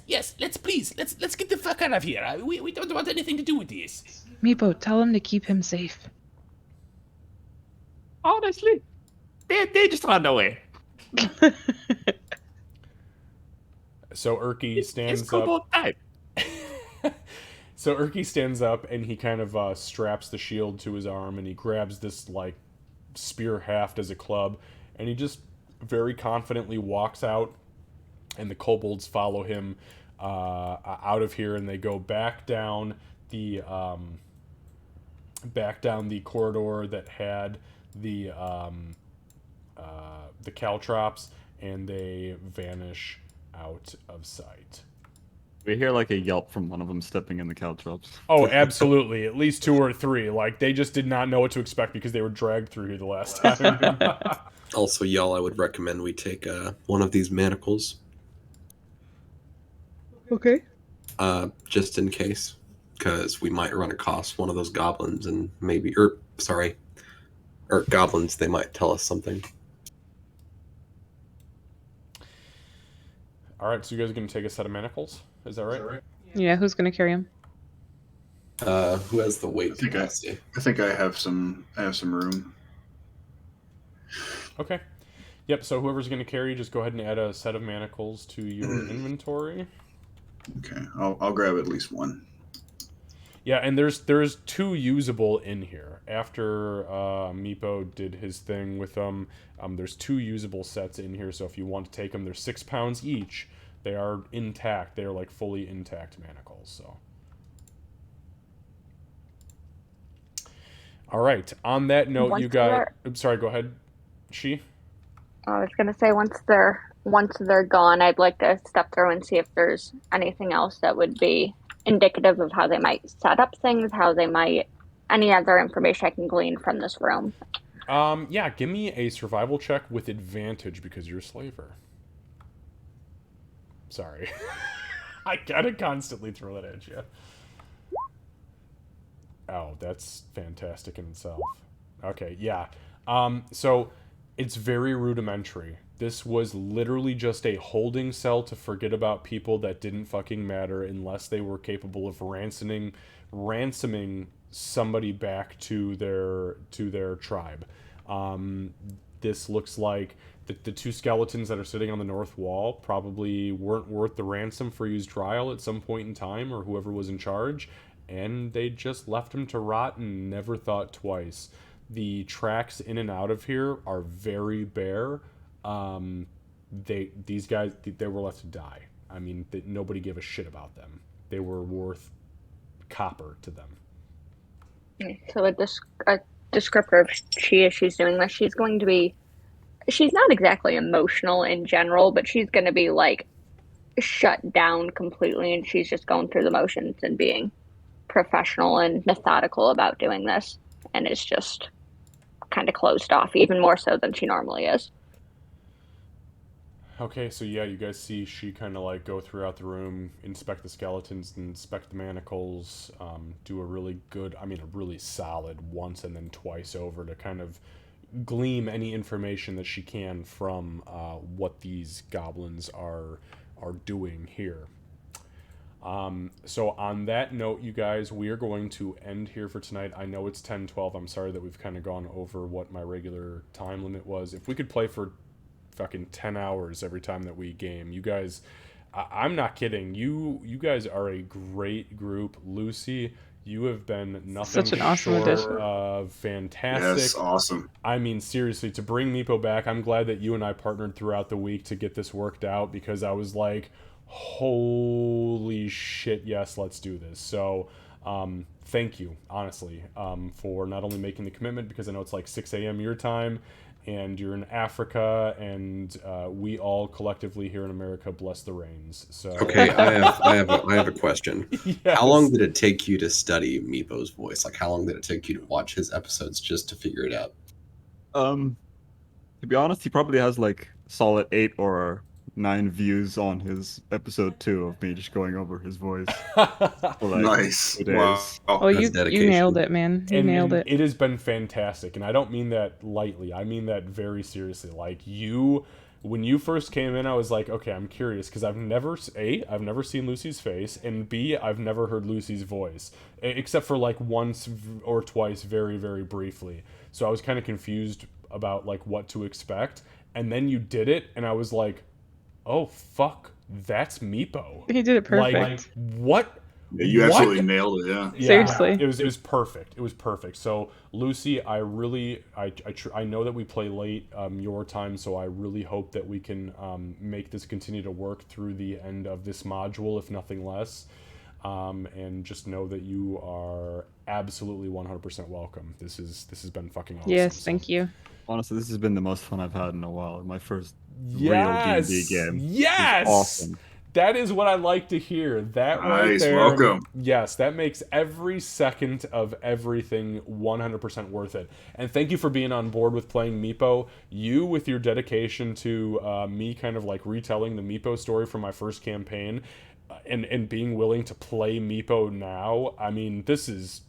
You've retransformed the character for me, so thank you very much. The baby must have wanted you to play too, because he's been like this like the whole time. Yeah, dude, he's been asleep. He has the whole been time. asleep the whole time. There has not been a hiccup. It's been great. So He was like, Lucy's See, what playing happened it. was he heard Ree's goblin voice, and it just... Oh, that's I love that soothing too, Evan. goblin It's so voice. funny. the true It's so funny. re-speaking in Goblin, it was Right. the English accent that came out that was like, oh yes, hello. So that's I was wondering why that happened. I was like, what Yeah, is so this funny. voice? in all the amazing. games I play. That's my canon. I love it. Every goblin has like a very like eloquent sounding voice in their common tongue. Well, this group is It awesome. makes sense. It absolutely it makes so much sense that is the case, right? Like, if you speak in your own language... Actually, it's funny that you say that, because we have a Goliath that plays in our game. This guy went and learned...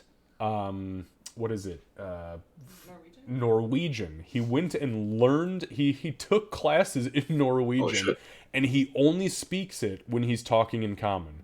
But when he switches over to Giant, he speaks in the most... absolute perfect English you could ever possibly imagine, and his points are made to a T, but then he switches over and he's a total fucking idiot. We have a running idiot, joke. quote, unquote. Yeah, we have a running joke about translation, because he called Translation errors, Kat's he called Kat's character a cripple, and She My was a character cripple, It but was true, but still.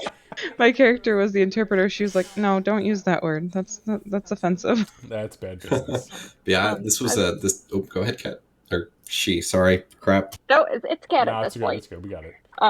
I just want to say, I know my half orc is kind of a bitch, but I thoroughly enjoy all of your antics. She will not partake in them if she could possibly help it. However, I, as a player, am thoroughly enjoying all of it. I hope you. I hope you don't mind. enjoyed when I went up to the altar and asked your permission to grab stuff.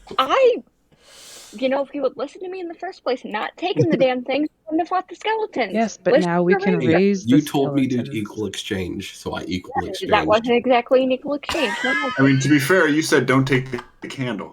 That is true. That is true. I don't think it's gonna happen, but I'm waiting for the time where Bofer like lifts out the dragon statues and stuff from Meepo. Oh, they're currently So- in my bag. And I actually just, so we're all clear, I do have a note right now that those have not been evaluated for their actual true value. So at some point in time, when somebody needs to identify if they're not going to be ripped off to sell those things, they will come out of a bag. And I pray so hard that Meepo goes, hey, wait a minute. Are those my statues? What the fuck are you doing with those? You finding my treasures? I know Doctors the has to remember value that. of those. No, Doctors has to you know remember the that they're value of the shards. Oh, okay. I've got it written down. Jade Dragon statues. There are 4 of them right now that she has in her inventory that have not been talked about yet. You don't know those value. I see. Yes. Okay. Poor So, Meepo. guys, I'm gonna go ahead. I'm gonna end my stream right now, and hopefully everybody is on board to jump back into it next weekend and do another 7 to 10. If we're all good with that, then we'll plan for it. Yeah. And I'm done. I love it. Yes, yes, yes. All right, guys. We will see you then. Thank you so much for playing tonight, and I appreciate everything. I can't wait to go and watch the VOD now. So Thanks, guys. yep, Thanks we'll for talk letting to me you join. Awesome. soon. No, Thanks for Lucy, joining. Lucy, Yeah, you welcome. are perfect, man. This is excellent. Go get some sleep. It's like fucking 6 in the morning your time. Yes. Oh God, dude, please. He's so tired. Look at him. All right, we'll see you later, guys. Bye bye. All right. Bye, guys. There. Bye. All right, guys, we are going to go ahead and raid somebody. And thank you so much for hanging around as long as you have. I know we went a little bit longer tonight, but that's all right. It's still great. It's great to talk with these guys and to have Lucy. I mean, Lucy. It's just it's freaking fantastic. Okay, so we're going to go ahead and raid Mammy from Hyrule. MAMIFROMHYRULE.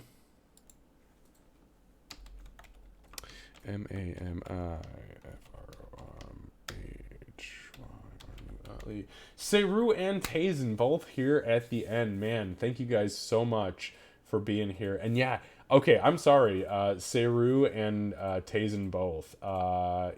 First of all, thank you guys so much for being here. This was a fantastic episode for us to play through. Also, is Lucy not cute as hell? Like, Lucy mentioned a few times, like, I've got this ugly mug I don't ever want to be seen on camera. Yo, Lucy is a cute little shit, so, and he's very young, by the way, so he's so young. Okay, let's go ahead and drop a raid. Lucy, no, I'm not cute. Dude, you are cute. Whether you like it or not, trust me, I know cute, you're cute. And your role-playing is absolutely you are hands down one of the best improv role players. You and Beaufort have just blown me out of the fucking water, and it drives me crazy. Okay, look, guys, we're gonna go raid Mammy from Hyrule. I would make him my bitch in prison. Seru, you make me uncomfortable. All right, guys, let's go. We're gonna raid. We will see you on Wednesday. Thank you so much for popping in tonight. See you guys later. Love you.